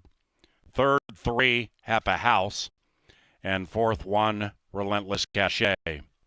17.94. The final time by Hollywood.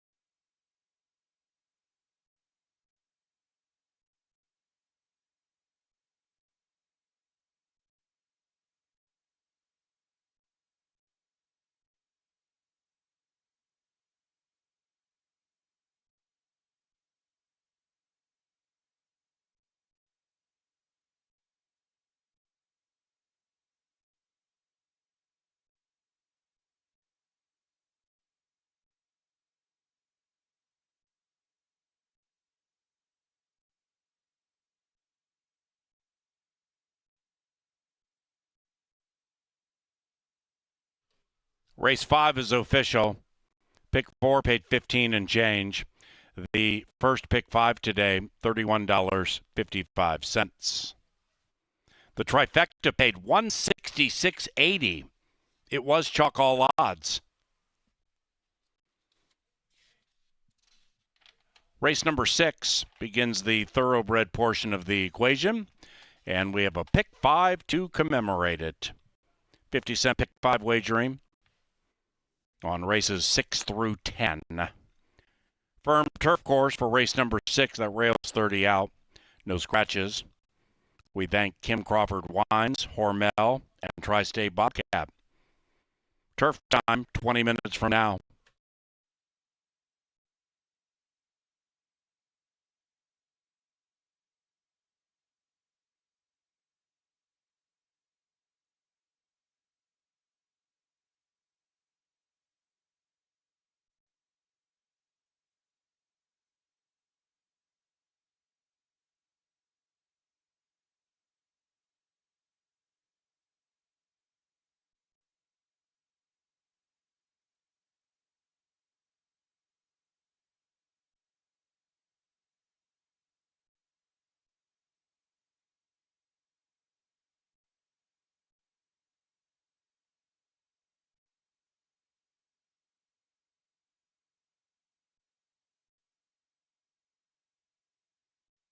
Into the winner's circle, here's Hollywood and Armando Alvarez.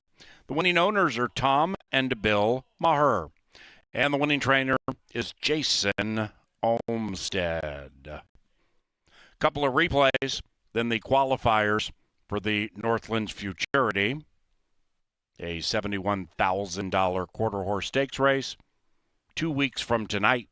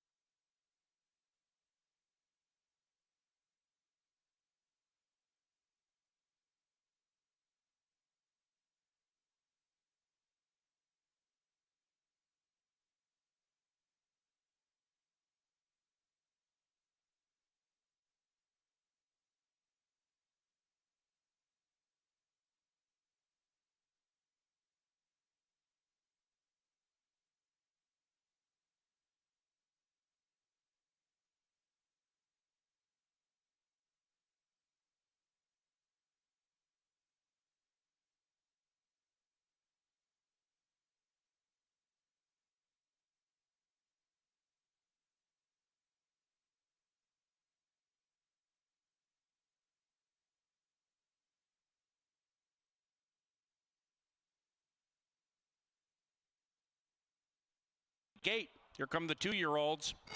And the racing, slow beginning for Axel Rose, good beginning for Relentless Cachet. And Hollywood is looking to get the spotlight. Outside of that, Del Cartel. Far outside is Jenny D. It's Hollywood. Hollywood prevails 4-7.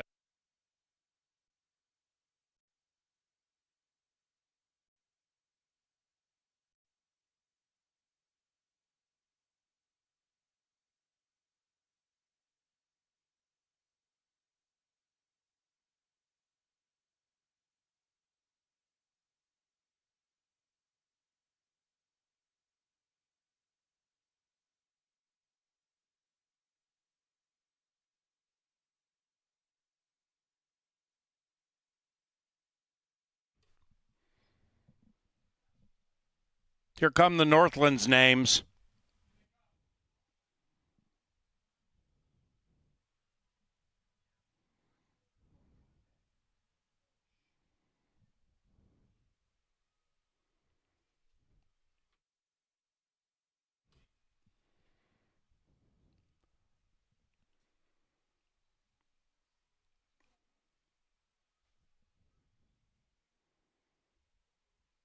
August 21st, 71 grand from Ding Dang Dolce to Jenny D. And there they are.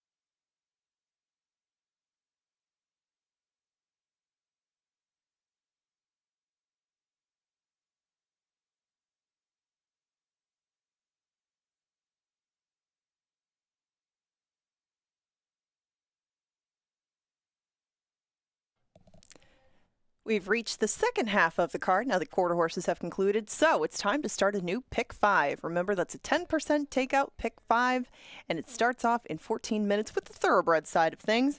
And I am going to start this one the same way I started the last one, with a single, and that's going to be the 5 Frosty View. Horse is just in his zone right now. As long as he's on our turf, doesn't matter if it's short, long, he's getting the job done, and he's going to be a short price. So I didn't narrow it down to just him. But in race number 7, I had to spread out a little bit more. This is a race that was brought back from the end of July, and I picked Foxy Zora that day. I'm going to stick with her, even though she drew the rail. I'm not a huge fan of that. She has a little bit of speed, and I took some other horses that can pass, being Smarty Be Good and Hidden Spin, because I think the pace could get a little bit hot in that spot. I spread out in race number 8. I can't make heads or tails of it. It's a 7-furlong race. I think if you ran this race 100 times, you might get a different winner every single time. So I used BL's Concerto, Aeromax, 2 Stormy Oceans, and Moonlight Road, but I don't really have a whole bunch of confidence. There were 2 scratches out of that field, and I didn't use either one of them. It's that wide open, but I did single Stuck in Snow in the following race and to close things out. BL40 and Aniline weren't too far apart the last time that they ran at a shorter distance. I think that 6 might be an equalizer, so I used them both for that $12 ticket on screen. If you want more details about this upcoming 6th race, about the upcoming Pick 5, anything at all dealing with the paddock at Canterbury, KG is your man, and he's coming up soon. Yeah, thank you very much, Angela. Great job with that $6 ticket that hit with the quarter horses for over $31, and congratulations to our dear friend Jeff Madej, who had all 5 winners on top with the quarter horses. Excellent handicapping by our resident expert with that breed. Now we get thoroughbreds. We get 5 of them. We get a Pick 5. These Pick 5s have been juicy. Turf racing has produced a lot of upsets. I don't know that that's going to happen here. I'm bullish on the 5 like a lot of people, but there is an avenue to an upset. And I think Plain Talk, the 2, is the X factor in this race because he's as fast as any early. If Frosty View decides to hook up with the 2 and they go eyeball to eyeball, horses are competitive by nature.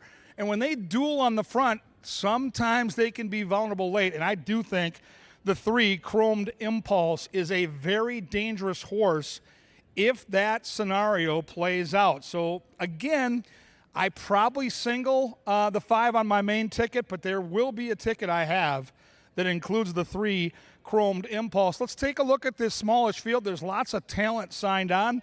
Number 1 has earned over $100,000 in just 9 starts. 8 for 9 in the top 3. That's all good news, but the horse has never been on the grass, so that could be a problem. 3rd off the bench, decent bloodlines, and kind of a surprise package at 6-1. Plain Talk is that gorgeous gray, and boy, can this horse fly out of the starting gate. I mean, he last time ran so fast, so early in a 7-furlong race, but go back 2. He went 21-1, 44-3, and barely lost to the Alligator Hunter, who's one of the classiest horses on the grounds. On the turf, he's raced 14 times. He's 11 for 14 in the trifecta. Plain Talk, to me, is the key to the entire race. 3 is the sneaky horse I talked about, razor sharp for Nick Goodwin right now. Chromed Impulse is going to likely get a trip. Has that closing kick, will be sitting off it. If the 2 and 5 hook up, danger late with Chromed Impulse, who could not be in better form right now for Nicky Goodwin. Next in line is Distorted Pro, the 4. You know it's a good race when Mac Robertson has a talented horse, and you look up at the board and see 9-1 on arguably the best trainer in the history of our racetrack. Never been on the grass, but bred very well for it. Minnesota bred, has earned over $217,000. Very interesting there, and now it comes down to what do we do with Frosty View? Joel Burnt's done a remarkable job with this Minnesota bred. Seems to be getting better with every start. 2 back on May the 31st, this horse posted a 100 speed figure. Every handicapper I know was calling for a bounce last time, and all Frosty View did is go out there and cruise to another easy victory. Harry Hernandez, per usual, red hot in the saddle. The key will be for me, can Harry avoid that eyeball-to-eyeball battle with the 2, Plain Talk? If he gets the trip where he just sits outside and waits to pounce, I mean, this horse is really, really classy and looks the part down here in the paddock. 6 is Classify. How about this? Last two Beyer speed figures, 81 and 90. You look up and see 6-1. I don't care. This is a small field, but this is a very, very talented group of horses.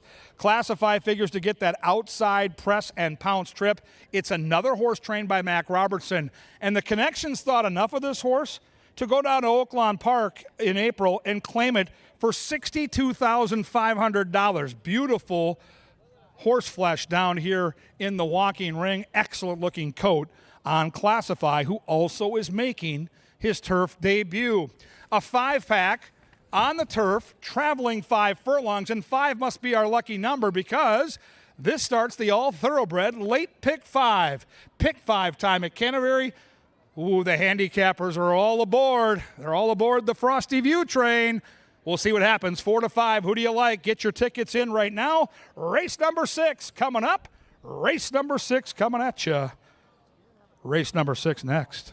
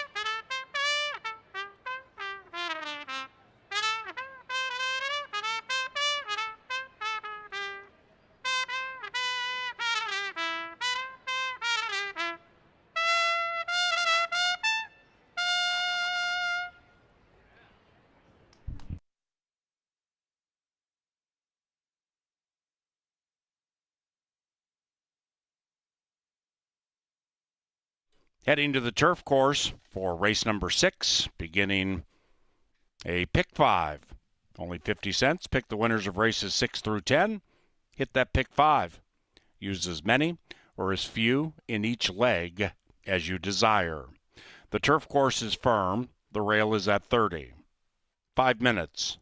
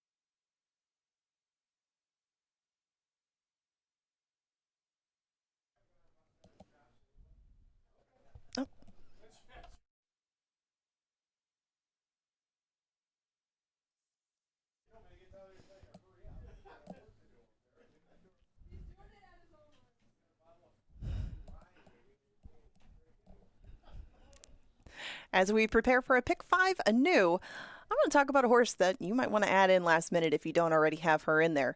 That's in race number 7. I like the 1, Foxy Zora, a little bit. Now, I liked her in her last start, but that race didn't get to go. That was a race at the end of July. Now, we bring them back today, going the same distance, same level, but she drew the rail today. That's where you find Foxy Zora's past performances. DRF.com, look her up. She's in race number 7. Now, Foxy Zora today is going to be off her maiden win 2 starts ago. That was the day she was bought by Cody Rosine. She came back to win last time at Hawthorne. She didn't win by a whole bunch, but that was her first race in a long time. That's a good thing in itself. We're just finding good things about Foxy Zora because Eduardo Gallardo is going to ride her, and That number down in the corner means that over the last year, they've won 25% of their races together. That's him and Cody Rosine. This is another stat we're going to take a closer look at. That's the first time that he puts horses on the turf. So if you want to take a closer look at that, you click on Cody's name right up there, edit it down to first time turf, and you will come up with this. Now this is Cody Rosine's first time turf numbers overall. They're pretty good. He's 30%. It's above average ROI, above average return. But if you look further down here, that catches your eye a little bit more. Not only is he 30%, but he is now 7 for his last 8 putting horses onto the turf for the first time. Foxy Zora is doing just that tonight. And if you don't have her in your ticket, you might want her there, because that is an angle you want to pay attention to.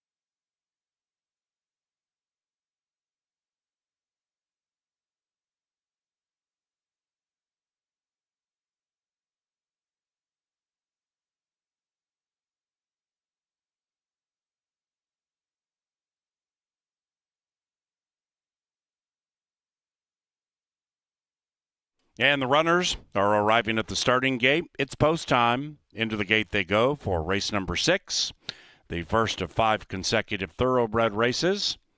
And we begin on the turf course with a hot favorite named Frosty View. This guy's trying to win 3 in a row. Classify looking to win 2 in a row, 9-1. Plain Talk, Speedy, 4-1.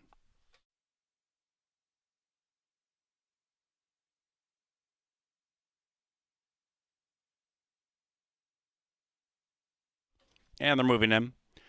Desperate Man, Plain Talk is Gray.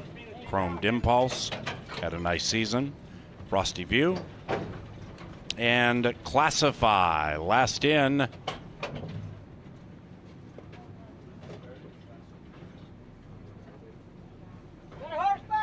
It's turf time. They're racing and they've broken a line. Plain Talk soars. Plain Talk avoids all the moderate chop early and sprints away to the lead, gets down to the inside. Desperate Man just had to check and is overtaken by Frosty View. Then we come to Distorted Pro, 5-6 out of it, about to be joined by Classify, who's rolling in. And the one in last is Chromed Impulse, 10 covers them. Frosty View attacks Plain Talk. Frosty View to the outside of that white horse, Plain Talk, and they'll arrive at the top of the stretch together. Desperate Man watching a good one, 6 out of it, and the same distance clear from Classify, and they're coming home now. Desperate Man is trying to join Frosty View. Plain Talk's tired. Outside of that, Chromed Impulse is finishing nicely. Frosty View.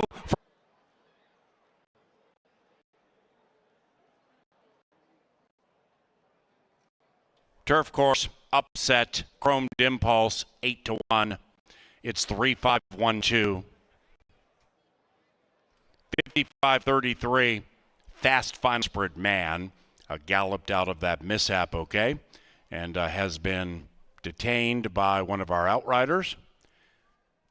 So it seems number 1 Desperate Man either bucked off or spun, and jockey Daniel Vergara was thrown off. But as you see and hear by the applause, Daniel Vergara is up and walking off on his own power.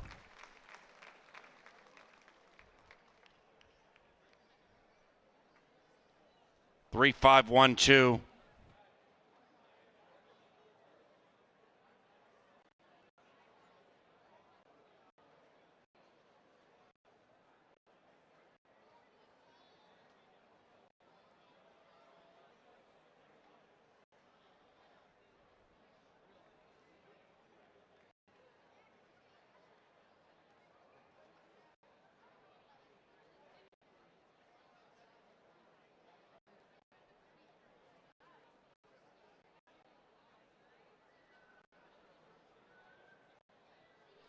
Race 6 is official. Exacta 1660, trifecta 6655. 10-cent superfecta 3512, 22 bucks and change. And the pick 5 begins with an 8-1 shot. Race 7 keeps us on a firm turf course. There are no scratches or rider changes in the 7th, which is provided by Quick Trip and by the yard.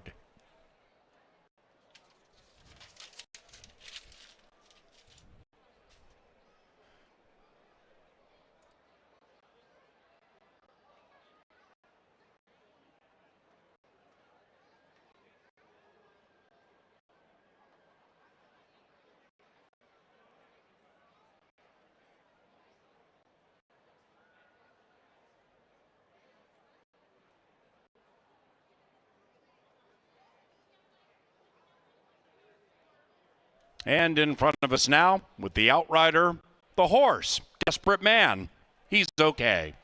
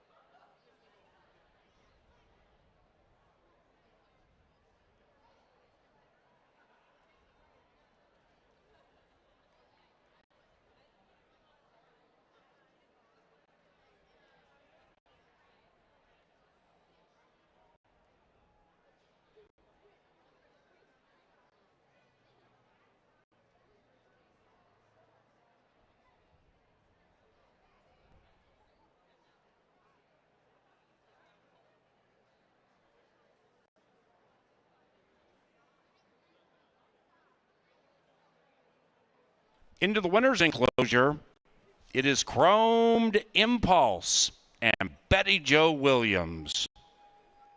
That's the third victory this spring-summer for Chromed Impulse. And the winner is owned by Thunderstride Racing. And the winning trainer, Nick Goodwin. Now the 7th race is only 20 minutes from now.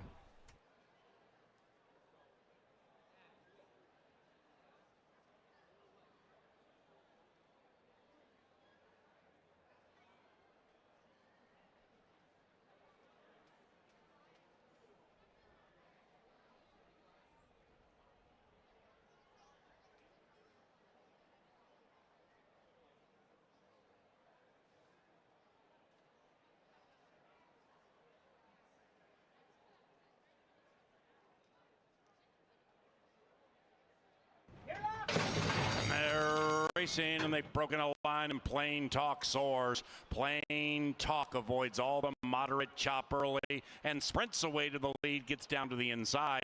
Desperate Man just had to check and is overtaken by Frosty View. Then we come to Distorted Pro, 5-6 out of it, about to be joined by Classify, who's rolling in. And the one in last is Chromed Impulse, 10 covers them. Frosty View attacks Plain Talk. Frosty View to the outside of that White Horse Plain Talk, and they'll arrive at the top of the stretch together. Desperate Man watching a good one, 6 out of it, and the same distance clear from Classify, and they're coming home now. Desperate Man is trying to join Frosty View. Plain Talk's tired. Outside of that, Chromed Impulse is finishing nicely. Frosty View's just messing around with them, but Chromed Impulse comes surging late. Chromed Impulse got the money in time.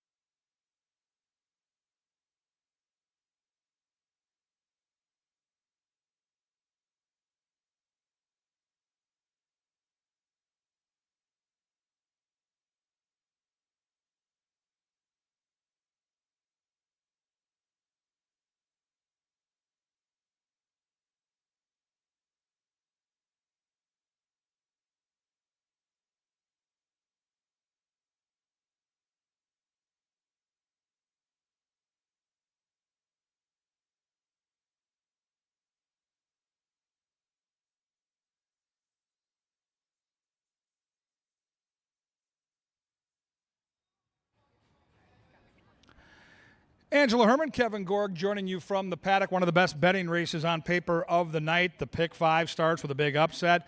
Congratulations to Nick Goodwin. He continues to train at such a high level. And, of course, Betty Jo Williams with a wonderful ride coming from well off the pace to get the money. Now, Angela, race 7, another turf sprint. We've seen big prices on the lawn all year long. We have similar horses in our top 4. If you go to the website, you can check those out at CanterburyPark.com. But we have completely different top picks who I both think offer some intrigue and value. I want to hear your thoughts on Foxy Zora. Well, she's right behind us now. Hello, young lady. Wanted to get a look at her down in the paddock. She's trying to get 2 wins in a row, and it's a big jump to go from maidens and her maiden win onto these winners, but she drew fortuitously as far as the post. You know, when this race originally came up in July, she was towards the outside. Now she gets the rail, and she's going to get Eddie Gallardo. I mean, he rides a lot of winners for this stable. They hit at a high percentage. You make money with them flat out when you bet. She's been working very well both in Chicago, and she got a little maintenance work in up here. But he is now 7 for his last 8 putting horses on the turf for the first time, that being her trainer, Cody Rosine. If he picked her out with the thought that she might like the turf, who am I to disagree? She's 5-2, but she looks pretty good down here in the paddock, too. She looks really good, under control, and Angela mentioned this earlier. It's a very steamy night here in Shakopee. So my top pick is the 6, and that's the horse on the screen right now, perfectly timed by our crew upstairs. Soundtrack is the name of this horse, and there's my guy, Nick Goodwin. Maybe I missed the wedding and I'm going to the funeral, but everything he puts on the track is running right now. I like the cutback. I think this horse has a turn of foot. The horse will need some pace to run it. I think the outside horse will guarantee that, and I'm very excited. Now, both of us, have the 5, 7, and 9 underneath. I'm going to tell you right now, I am loving the 7 horse up there at 15-1. What a price. And Hidden Spin is one of 2 from Joel Burnt's camp. I believe that Paul has Red Regret, his other horse, on top, but Hidden Spin is on a cutback. You know, she tried turf 2 times ago. She tried a mile in the dirt last time. Neither one of those worked, so they're going to give her a shot going short on the grass. And the way that she ran on a synthetic surface down at Turfway Park might lead you to think that maybe she would like a sort of change of scenery. She broke her maiden down at Fauner, but she started out her career sprinting on turf too, so maybe there's just a little bit more than meets the eye as far as Hidden Spin goes, and I'm very interested in her in here. Factor that's the outside horse. We can't do a paddock preview without talking about the likely favorite. She's got a turn of foot. She's got speed, but I think her speed is more effective at a longer distance. We'll see how it plays out here at 5 furlongs. I think the 4 might be the speed of the speed, Ange, and that could mean that those horses could tie up, setting it up for somebody to reap the benefits. Well, and he's not going to tell us right now, but I'm not sure that Tony Rengstorff liked the outside draw for this filly. I don't know if she's going to get into some sort of speed duel. She might lose a little ground along the way, but she will stay in the clear at least, and that will help with her speed. Well, you get that outside post, you have that trip option deal with speed, so it's a wide open race. This is a really fun race to bet. If you can hit the trifecta or superfecta, you may need a wheelbarrow to get all that money back to your car. Look at the handicappers. Now that tells quite the story. That's how good this race is. We're on 18 different horses, 18 different ways. Go get that try. Go get that super. Go get that money. Race 7 right now. Call to the post.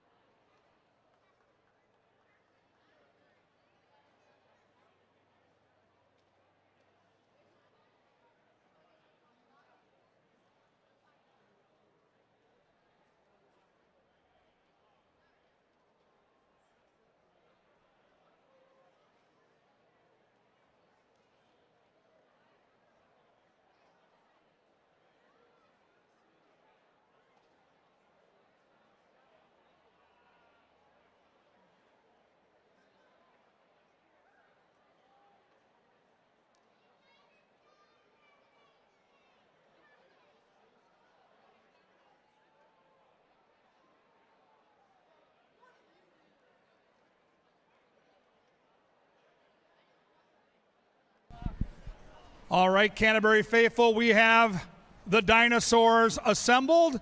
It is almost time for the big T-Rex race, and they are running for daily double packs. And remember, there are no rules. These are wild dinosaurs. You can trip, tackle, bump, whatever it takes.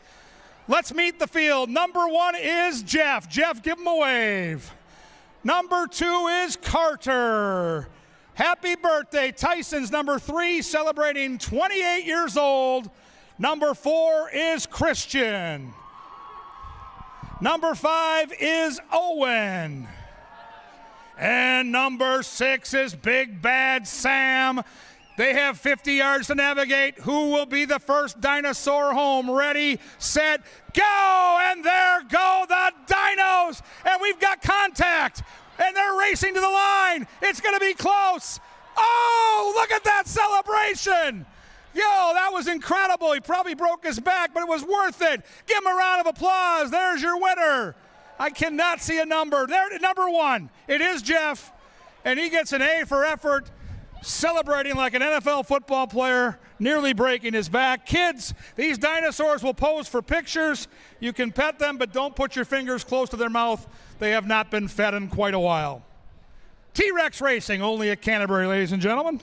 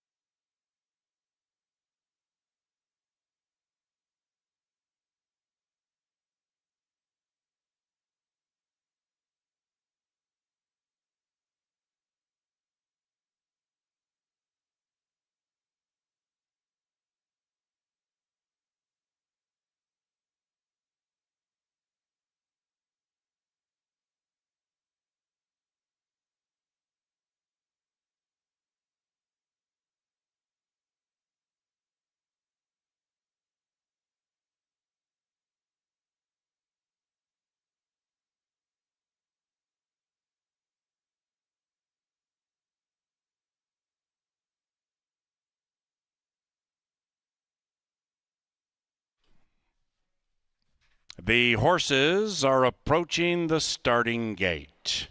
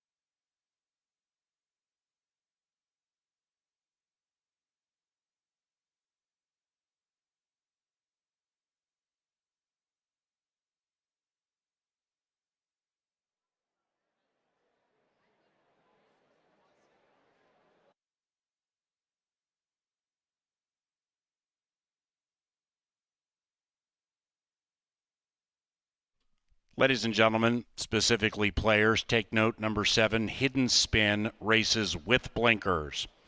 Now, Hidden Spin races with blinkers for the first time also. So take note of that handicapping omission. That is not in the past performances, and it's not listed in the program. Number 7, Hidden Spin, first time blinkers. They're going to spin them about behind the gate for a couple of minutes in case you need to get squared away. Number 7, Hidden Spin, first time blinkers.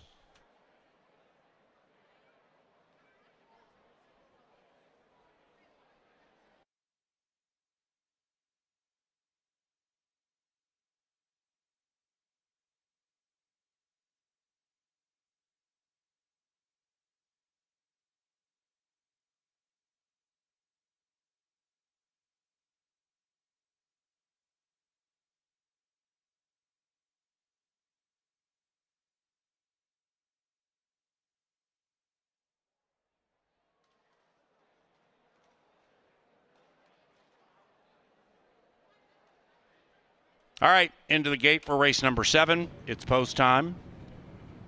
Factor That. Harry, 2-1. Foxy Zora, 4-1.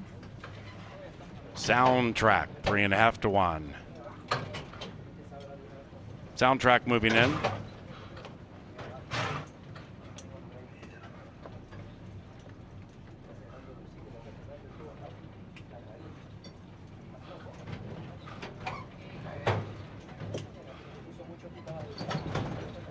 Drop cold. Goes in. Kelsey's back in the chat. Hidden Spin with those blinkers.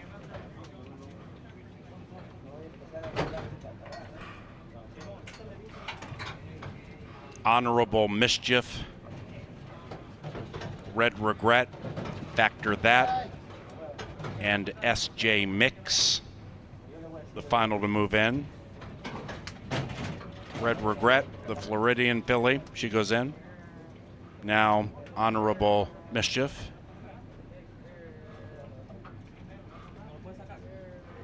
They team up on that 4 to get her in. She's being a stubborn young lady. And Factor That. Minnesotan looking to grab that plus part of the purse. 9-5, last in. 9 in a line, turf sprint. And they're racing. Tough beginning for Hidden Spin, blinkers or not. Hidden Spin pinch back to last. Factor That factors in some early speed, and so does Red Regret.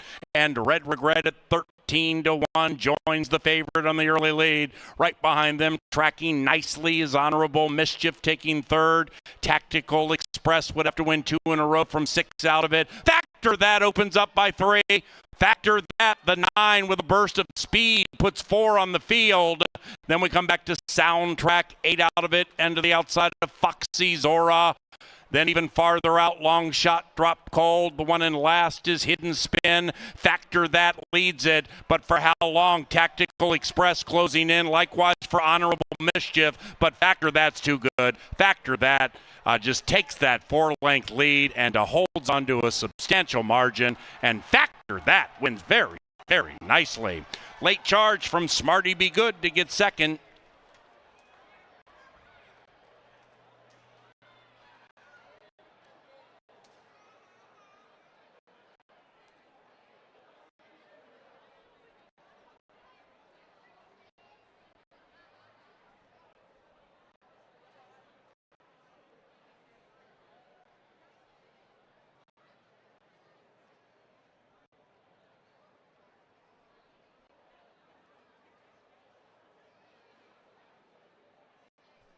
Number 9, Factor That, too good. 9-5-2-3.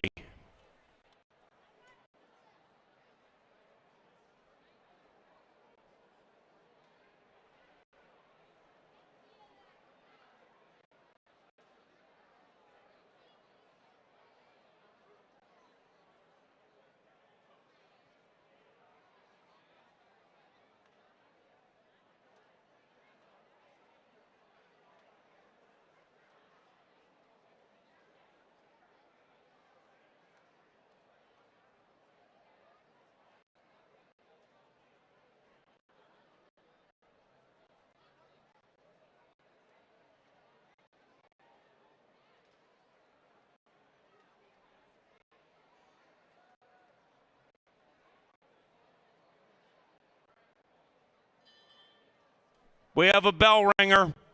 Thank you. The winner's circle bell signifies at least $100 heading to the Canterbury Park Chapel Ministry Program, which is partnered with other backside programs providing essential resources and delivering services such as education, mental, and physical health support for our dear friends on the backside.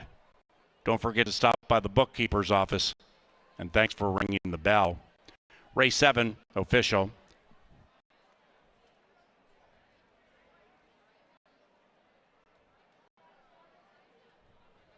Exacta 14 and change.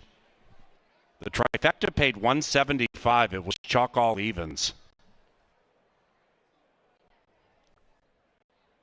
$175 for the tri-favor wins.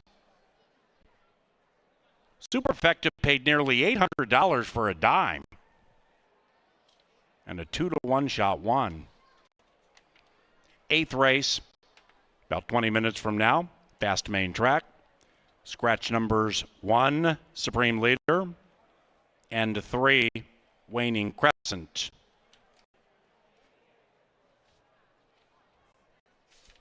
Race 8 at CBY, provided by Continental Diamond in St. Louis Park, and JTR Roofing.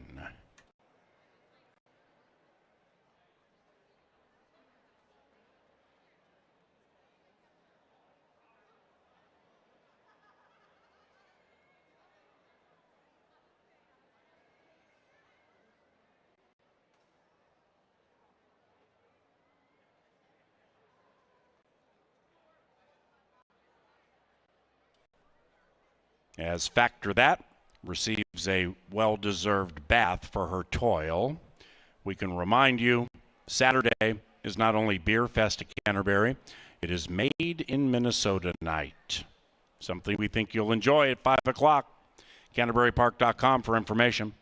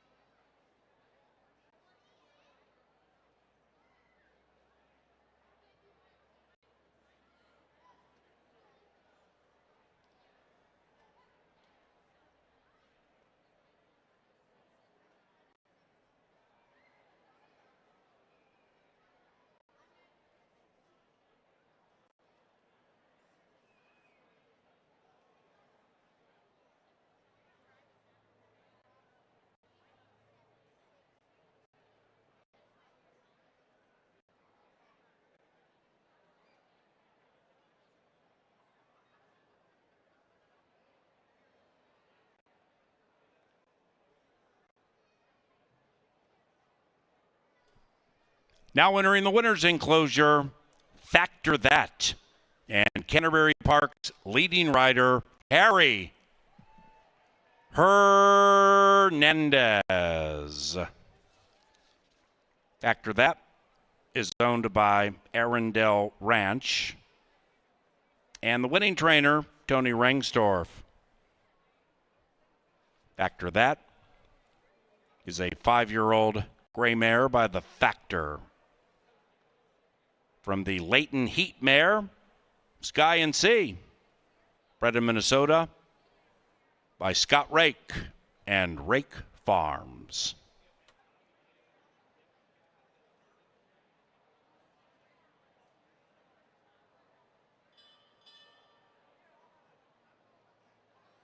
Multiple bell ringers. Thank you very much, horsemen.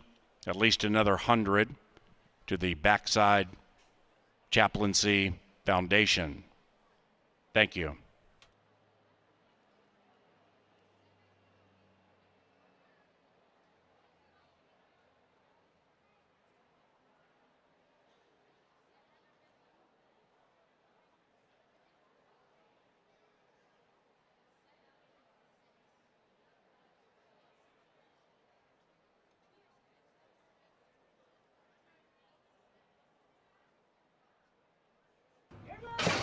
And there racing. Tough beginning for Hidden Spin. Blinkers or not. Hidden Spin pinched back to last. Factor that factors in some early speed, and so does Red Regret. And Red Regret at 13-1 joins the favorite on the early lead. Right behind them, tracking nicely, is Honorable Mischief taking third. Tactical Express would have to win 2 in a row from 6 out of it. Factor that opens up by 3. Factor that, the 9 with a burst of speed puts 4 on the field. Then we come back to Soundtrack, 8 out of it, and to the outside of Foxy Zora. Then even farther out, Long Shot, Drop Cold. The one in last is Hidden Spin. Factor that leads it. But for how long? Tactical Express closing in. Likewise for Honorable Mischief. But Factor that's too good. Factor that just takes that 4-length lead and to hold on to a substantial margin. And Factor that wins very, very nicely. Late charge from Smarty Be Good to get second.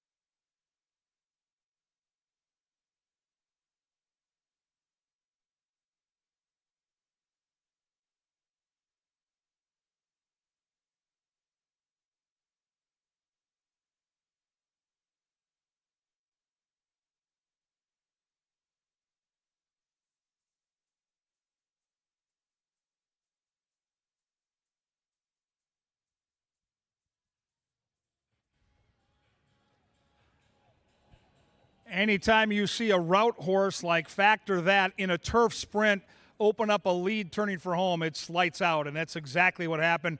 Really coy ride there by Harry Hernandez. He is our best in the standings at Canterbury with the thoroughbreds. Tony Rengsdorf's barn is heating up. I would keep an eye on the Rengsdorf horses here in the back half of the meet. He's always a trainer that finishes in that mid 20 percentile, and he was below that significantly in the first half of the season, but he was winning and then getting seconds and thirds everywhere. The barn is starting to really fire. So Rengsdorf's one to track here down the stretch.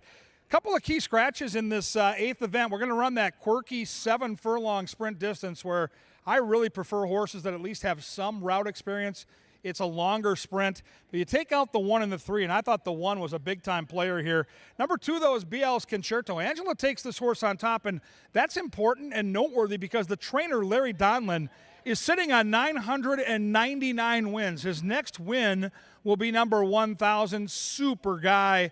Would be fun to see him get that win. And Angela's tout, I think, will be a fair price. Right now, that price is 7-1.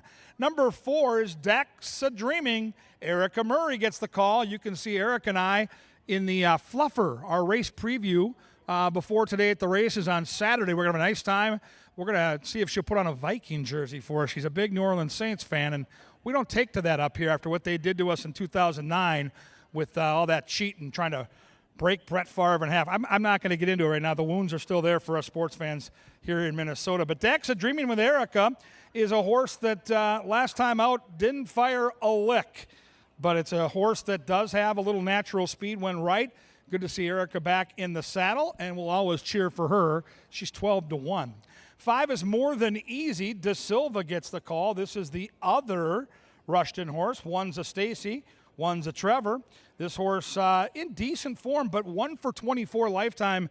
A little camera shy for my liking, and on the board at a nice price at 7-1. Aero Max is the 6. Fits nicely is what I wrote down a couple days ago. Speed figures are there. Horse is in good form. If you're building a trifecta or superfecta, in my opinion, the 6 is one of those horses you've got to slot in somewhere for certain. Number 7's the hot favorite, 2 Stormy Oceans. Lots of speed, and Timmy P. And boy, has Tim Padilla put on a show this summer at Canterbury, winning at 30%. His go-to guy is the Q. They have been very potent, and this horse looks like the horse to beat and might be the horse to catch when they turn down that Canterbury stretch. My top pick in the race, though, is the outside marker. I mentioned earlier I like a horse with some route experience. That is Moonlight Road. The blinkers go on. The jockey's heating up. We're going turf to dirt, and we're on a class drop. So I've got a bevy of handicapping angles to use here, and I've got a horse that I think will get the type of pace to run down late. I think there are a couple of horses that are going to go.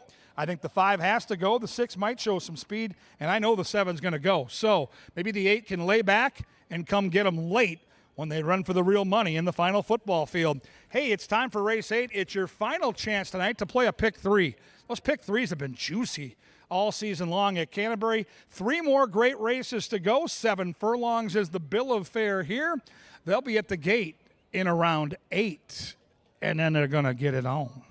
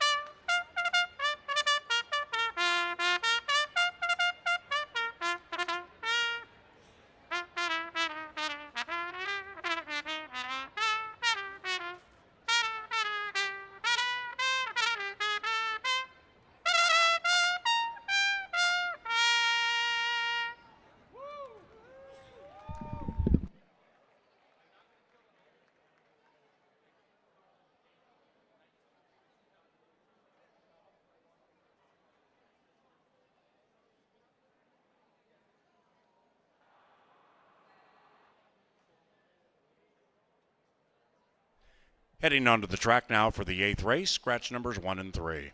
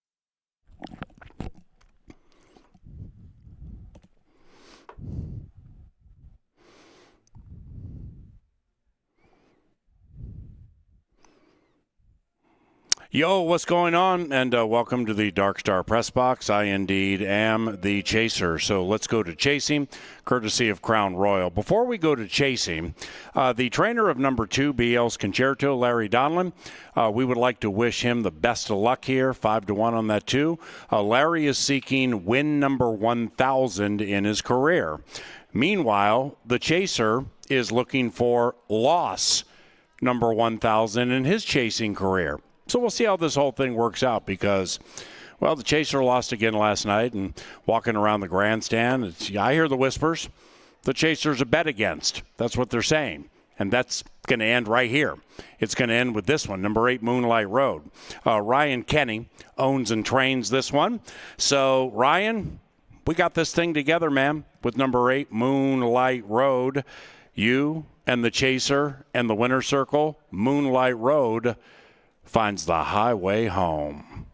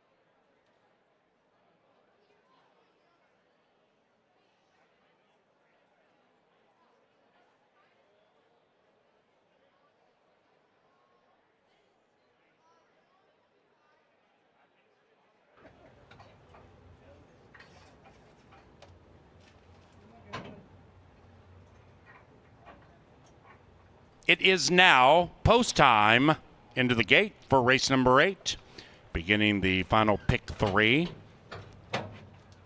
This festive and vivacious Thursday at Canterbury. 2 Stormy Ocean, 7-5. Aeromax, 2.5 to 1.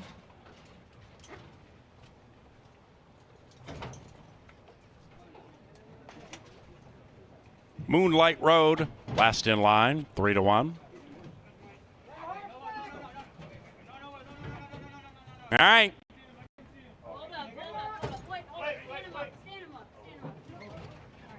And they're racing.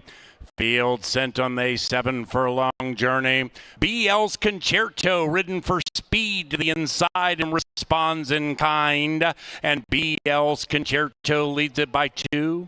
In second, Daxa Dreaming by about a half. Then it's 2 Stormy Oceans out there in the clear. Moonlight Road with those blinkers steadily advancing to 4th. 5 lengths out of it.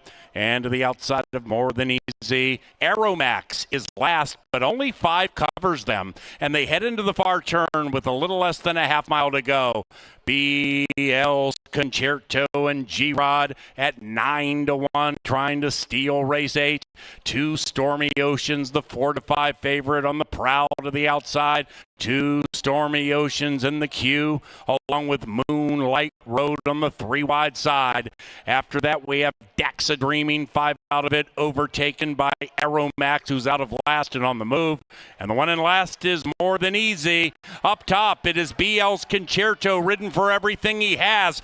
Far outside, Aeromax swinging into action sweetly. Moonlight Road right there. Then we come to 2 Stormy Oceans and Daxa Dreaming. BL's Concerto still pesky. Outside of that, Aeromax at 3 to 1. Aeromax, BL's Concerto. Aeromax grinds away a win from BL's Concerto. 2 Stormy Oceans ran third.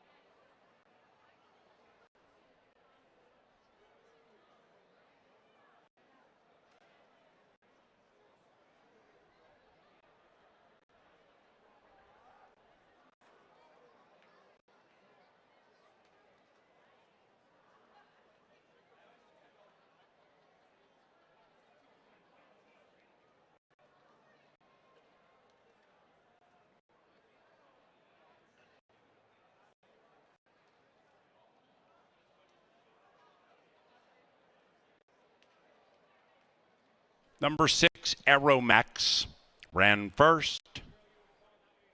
It is 6-2-7-4.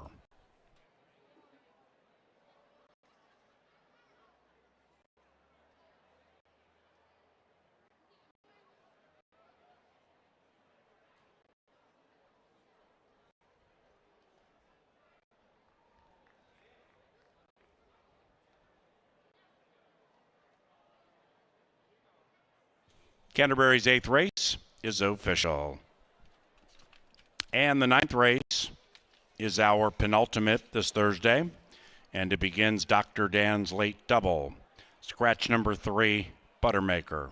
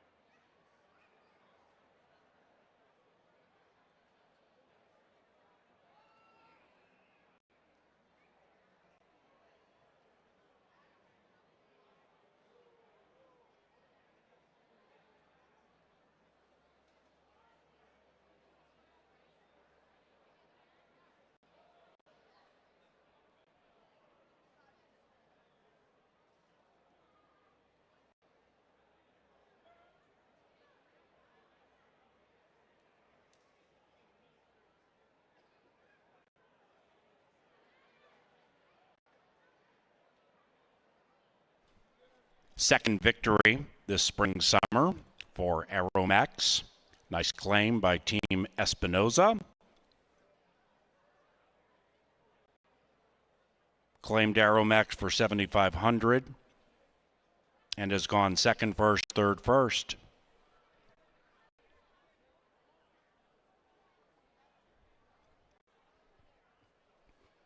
And here comes Aeromax to the winner's enclosure and jockey Constantino Roman. The winning owners, Secret Racing, and the winning trainer, Edgar Espinoza.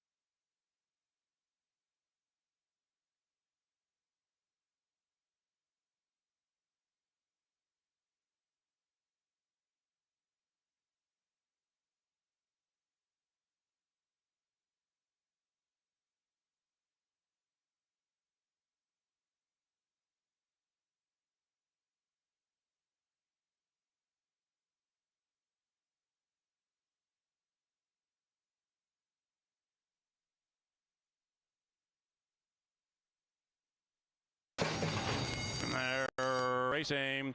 Field sent on the 7-furlong journey. BL's Concerto ridden for speed to the inside and responds in kind. And BL's Concerto leads it by 2. In second, Daxa Dreaming by about a half. Then it's 2 Stormy Oceans out there in the clear. Moonlight Road with those blinkers steadily advancing to 4th. 5 lengths out of it. And to the outside of More Than Easy. Aeromax is last, but only 5 covers them. And they head into the far turn with a little less than a half mile to go. BL's Concerto and G-Rod at 9-1, trying to steal race 8. 2 Stormy Oceans, the 4-5 favorite on the prowl to the outside. 2 Stormy Oceans in the queue, along with Moonlight Road on the 3 wide side. After that, we have Daxa Dreaming, 5 out of it, overtaken by Aeromax, who's out of last and on the move. And the one in last is More Than Easy. Up top, it is BL's Concerto, ridden for everything he has. Far outside, Aeromax swinging into action sweetly. Moonlight Road right there. Then we come to 2 Stormy Oceans and Daxa Dreaming. BL's Concerto still pesky. Outside of that, Aeromax at 3-1. Aeromax, BL's Concerto. Aeromax grinds away a win from BL's Concerto. 2 Stormy Oceans ran third.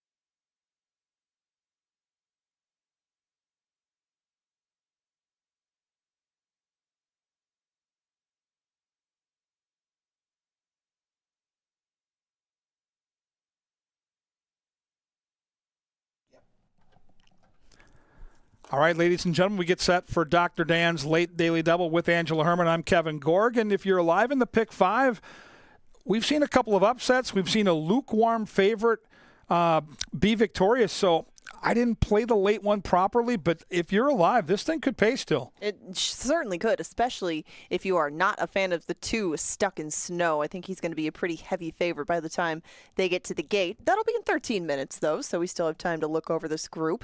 And they scratched the 3 Buttermaker out of here. That makes a big difference. I thought Buttermaker was going to ensure that there was an honest, if not fast pace, and he was going to go a mile for the first time in quite a while. So getting back to the drawing board, I guess we both like Stuck in Snow, but I personally think that he's going to be close, kind of like he was too back when Harry Hernandez rode him, because in all of his prior 2-turn races down at Oaklawn Park, most of them, he had been a little bit further off the pace. So in a smaller field like this, are you hoping he stays close, or do you just hope that Clear the Coast and Majestic Kraken maybe go a little too fast? Well, I thought the scratch was significant because I thought the 3 was the speed of the race. So now I think if you're a jockey in this race and there's far less conspicuous front runners, I think you go. And if you think you have the best horse, which I think most of us as we handicap this race and look at it on paper, Stuck in Snow appears to be the best horse in the race. So yeah, if I'm, and Harry Hernandez knows what to do. This guy is phenomenal to scrap, but I think he will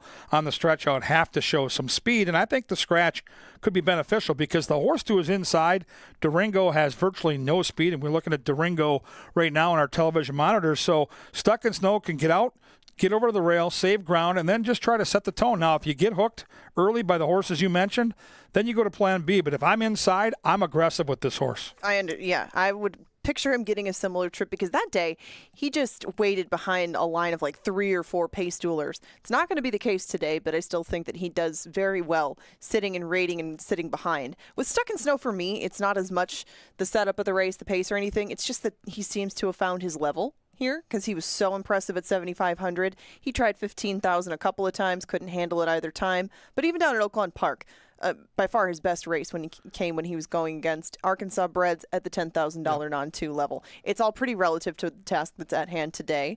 And with the inside draw, it just looks like it could be history repeating itself, unfortunately, at 4-5. But looking at other possibilities through the field, we'll talk about Majestic Kraken, who's on the screen right now. This horse has not tried a mile in the past. He is a fan of Canterbury, but I think some of his better Canterbury races are a bit in the rear view. So do you think that maybe a change in distance can wake him up? I don't know what to do with this horse at the distance, and I understand why they're trying it. McCracken was a real nice route horse out of Kentucky. I know one thing. Kelsey Har's going to put the horse in the race. It's great to have her back in the saddle. Johnny the Mouse, excited to bet this horse. We're happy for him. But, I think if I'm Kelsey, this horse's path to victory involves being aggressive early because not a natural route horse, Ange. This horse is a horse that in sprints has run his best races sitting and pouncing. So it's a bit of an unknown for me. We don't have a lot of data in distance races, but I think if you like the favorite, this is the horse that you probably worry about the most. Well, and on the other hand, Clear the Coast, who's on screen right now, does have speed, but he's been using it going 2 turns. He has route kind of speed. If you think that he outlasts Majestic Kraken, does he have a chance to hold off Stuck in Snow? If he can get loose, and Chip Woolley is a trainer that's having a great meet, quietly, by the way, 21% wins for the Derby winning trainer. If he can get loose, if he can shake loose at some point from that favorite and put some pressure on him, this is Jeff Madey's tout. Jeff has been red hot tonight in his handicapping, and there's a path to victory here for Clear the Coast, but it involves somehow, some way, getting out in front of Stuck in Snow. I don't see this horse passing Stuck in Snow, so he'll have to get out in front. The gorgeous gray we're looking at right now is the outside horse, Leviathan X. I have a hard time with that name. I think it's Leviathan X. Thank you. I have a hard time with that one. Anyway, we know what Zeke Laura's good at. He's good at putting the horse in the race as well, so there is some intrigue. Yeah, and this is one of 2 from the Joe Roberts camp. This one is taking a lot more money. It looked like he was on his toes down in the paddock. He's another one that gets to go back around 2 turns. It didn't go great 2 back when he did so, but some of the prior dirt form at Houston, in Oklahoma, would definitely make him a contender in this group. A lot of us like Stuck in Snow, though, yourself included, Mr. Gorg. Yeah, but look at the lone wolf trying to show off. Jeff Madey, HOF himself, out there with that 5 and loving it. Good luck, everybody. Late daily double. Can't wait to see what happens. Good luck with all your wagering.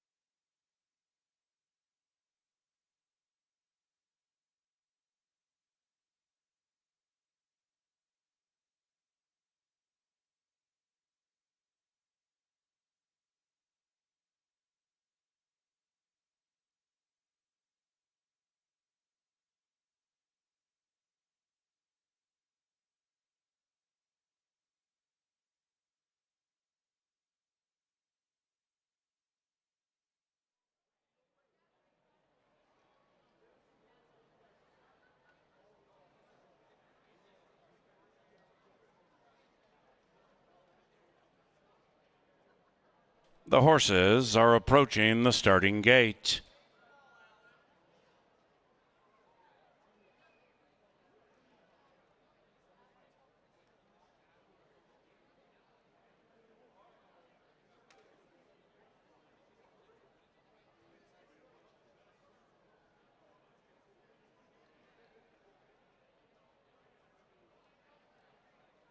The horses have reached the starting gate.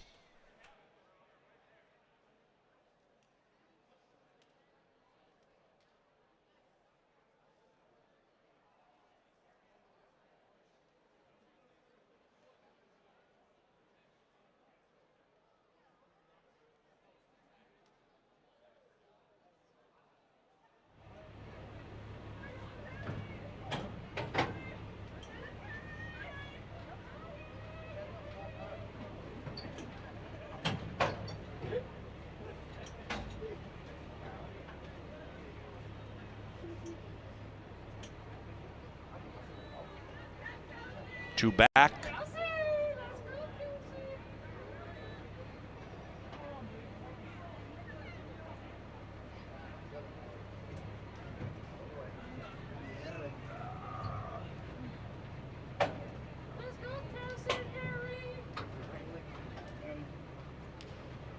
One out.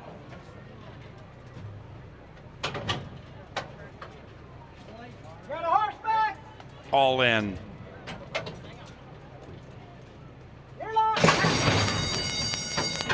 And the racing from the 5 spot, Clear the Coast looks to take them coast to coast at 3-1, and Clear the Coast speeds up nicely and grabs the lead around the corner.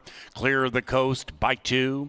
In second is Durango. After that, we have the hot favorite, Stuck in Snow, stuck to the inside of several right now, about 4 lengths from the lead. Saving ground, but nevertheless, about 5, maybe 6 out of it, and overtaken or about to be joined by the likes of Leviathan Axe. The one in last is Majestic Kraken. So the 5 head up the Canterbury Park barn side, and now they're covered by 5, and they're chasing the 5 with 5 to go. It is Clear the Coast and Daylor Betios Lopez tugging them along. Stuck in Snow wants to go.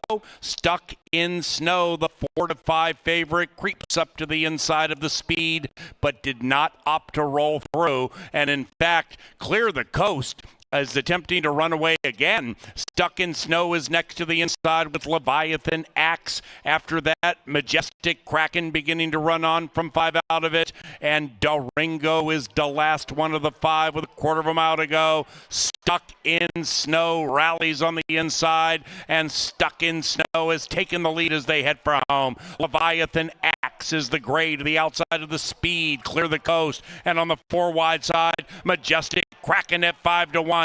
Stuck in Snow is trying to have them all stuck in mud, but Majestic Kraken is surging on the outside. Majestic Kraken shoots and scores.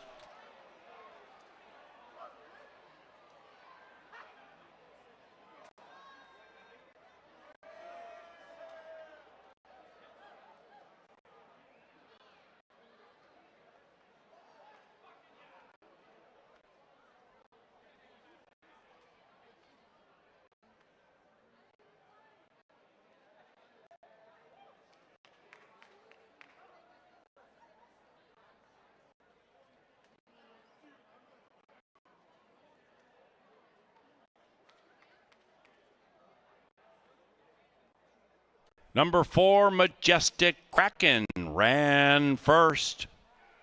It is 4-2-5-6, but it's not official.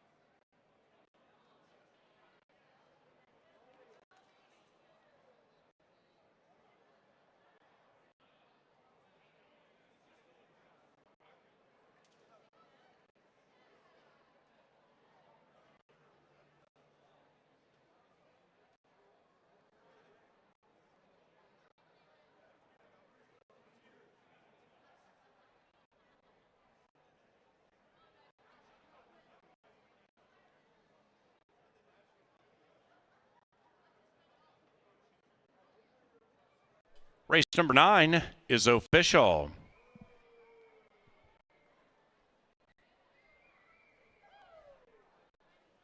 The 10th is our final live race this Thursday. And scratch number 5, Lori's Honor.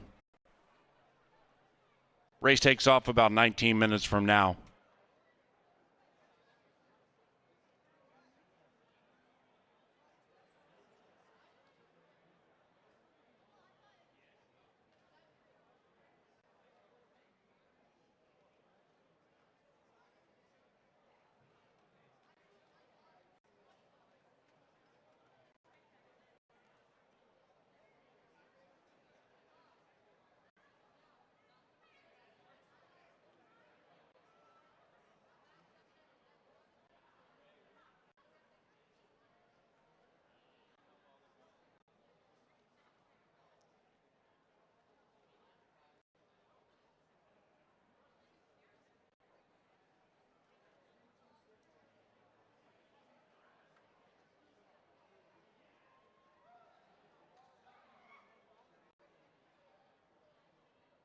In the winner's enclosure, Majestic Kraken, ridden by Kelsey Haar. The winning owner and trainer, Michaela Ivy Wright.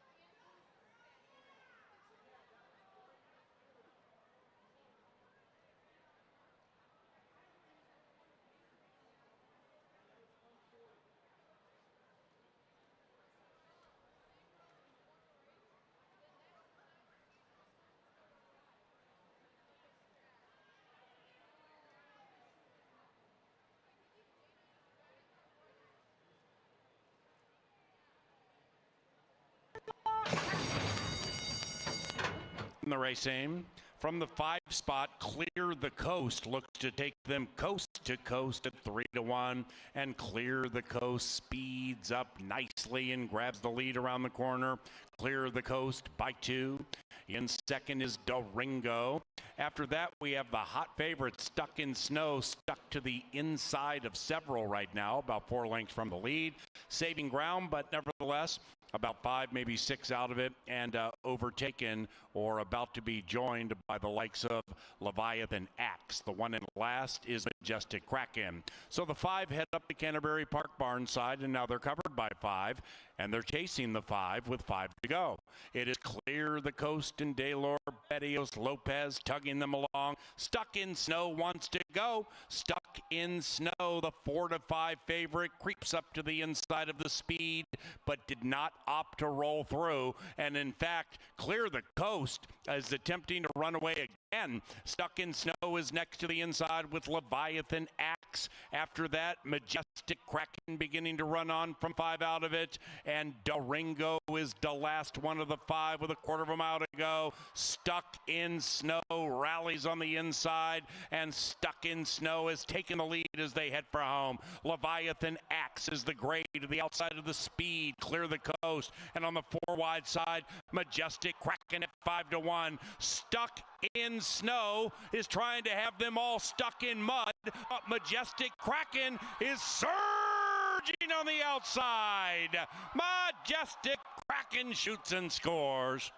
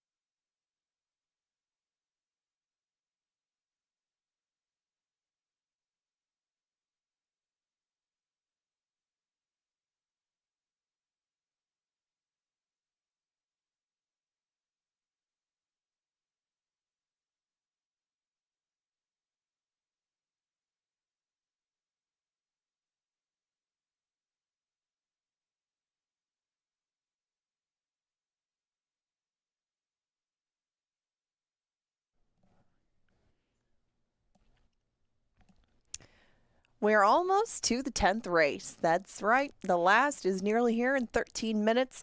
Good luck if you are alive in that pick 5. We do have a carryover possibility if Colada should come home victorious. That will carry over to Saturday. Now, let's get back to the matter at hand because we scratched the 5 Lori's Honor in here and we're left with a field of 5. So your wagering menu's intact, but things do change a touch. She probably doesn't have that much speed, so it didn't change the pace a whole bunch.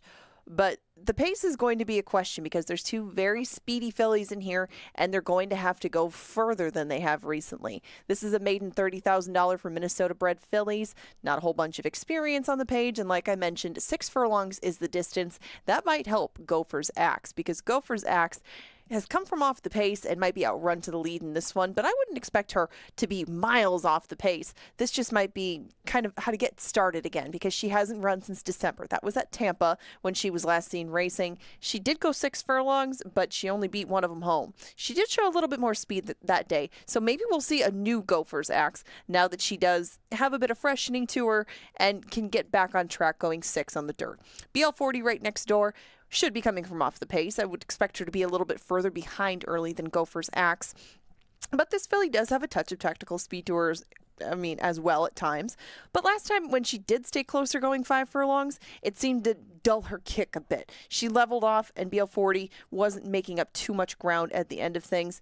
I think with something more to run at in front of her, this is going to be the one that they're going to have to hold off. You saw her stablemate Aeromax capture a race earlier with Roman in the saddle. Gallardo's going to be aboard this one, and he got awfully close on her on opening day, and maybe today is the day they hit pay dirt at approximately 3-1.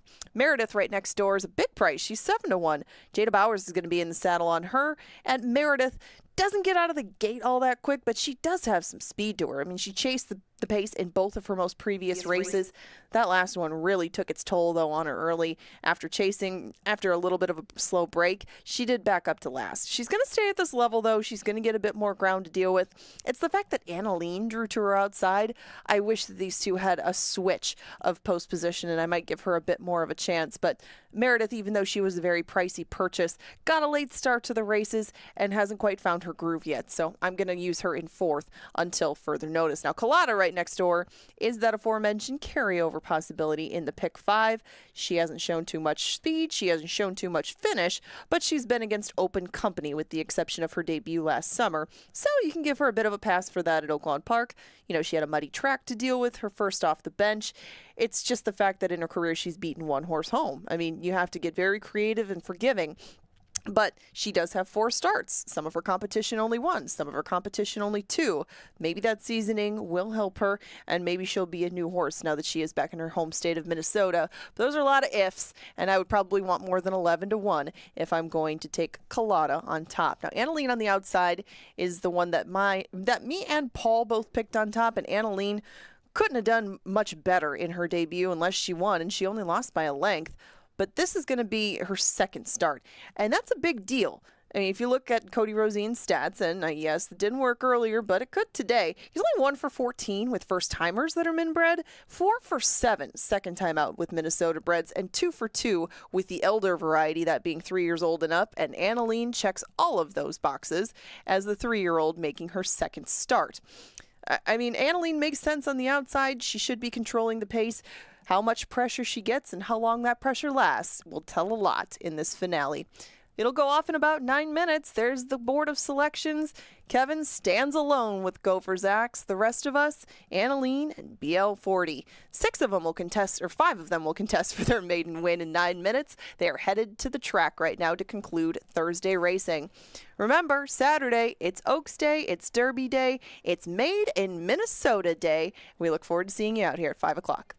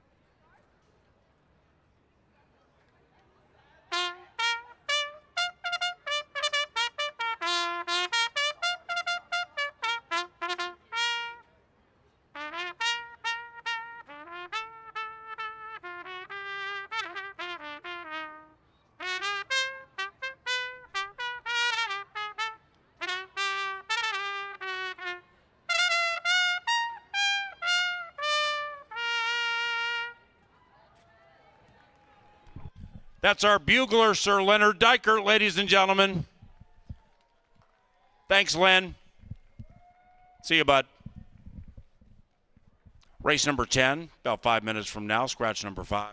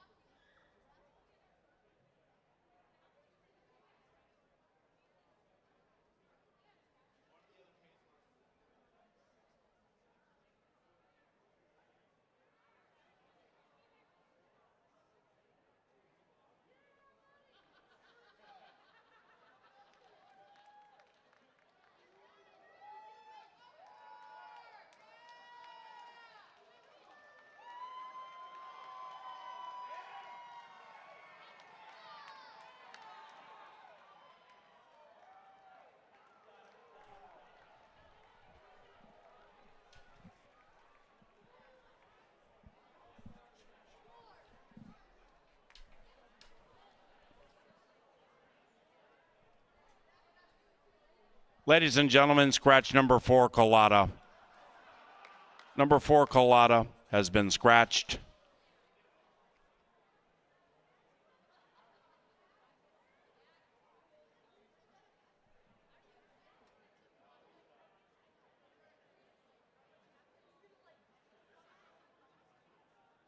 And with that scratch, we're down to 4 for race 10, meaning no show wagering and no superfecta wagering. So we are refunding superfecta wagers and show wagers with the scratch of number 4, Colada. If you had number 4, Colada, in the pick 3, 4, or 5, tying to race 10, you automatically receive the starting favorite. And if you had a double wager from the winner of race 9 to number 4, Colada, you will receive a consolation payoff.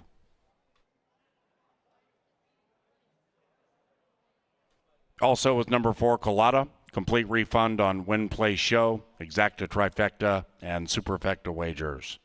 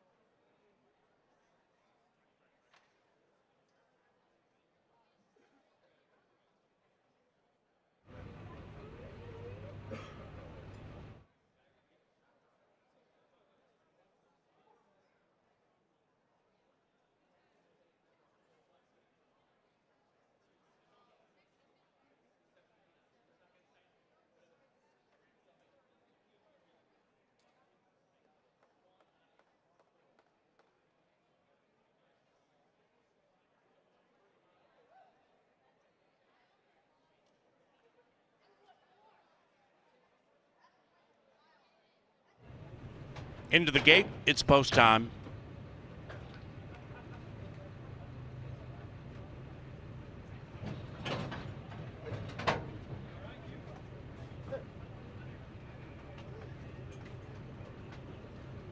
Gophers Axe, BL40, Meredith,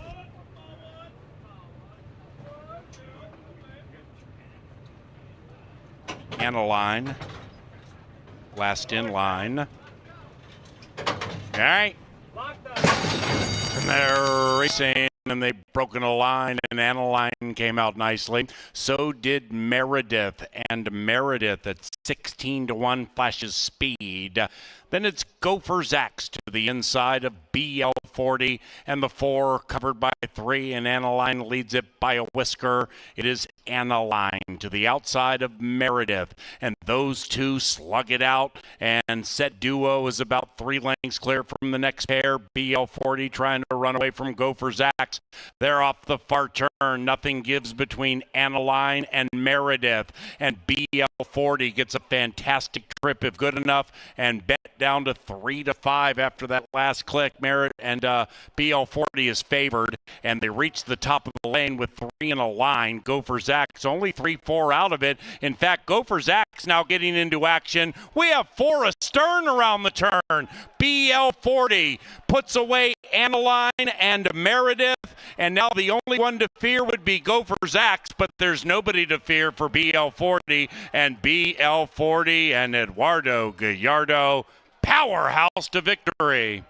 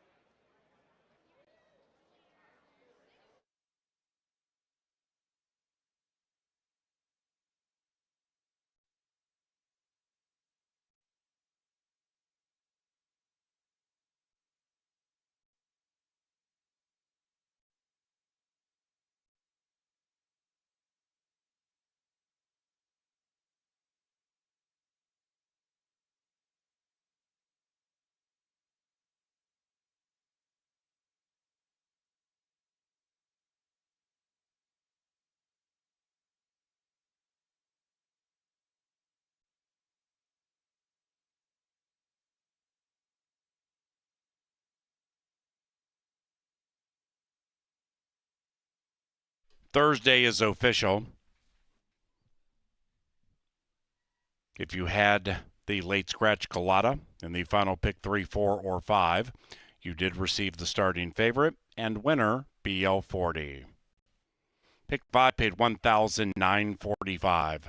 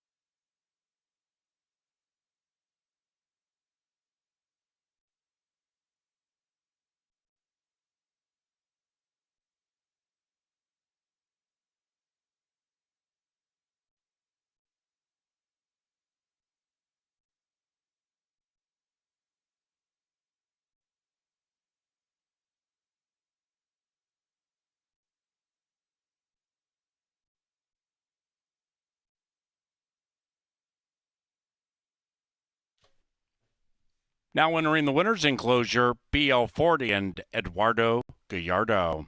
The winning owners, Eric Hansen and Todd Wisnant. The winning trainer, Edgar Espinoza. BL40 is a 3-year-old bay filly by Eye of the Leopard out of Evil Attitude. Bred in Minnesota by Kim Christensen. Thank you for watching and wagering on Racing from Canterbury Park, whether at the track or from abroad. Thank you for ringing the bell, and more money to the backside chaplaincy. On behalf of our television department, our management team, those of us here in the Dark Star press box, and Valentina Tranquilino, thank you for coming out to Canterbury Park. And if you're leaving the racetrack, please do so safely.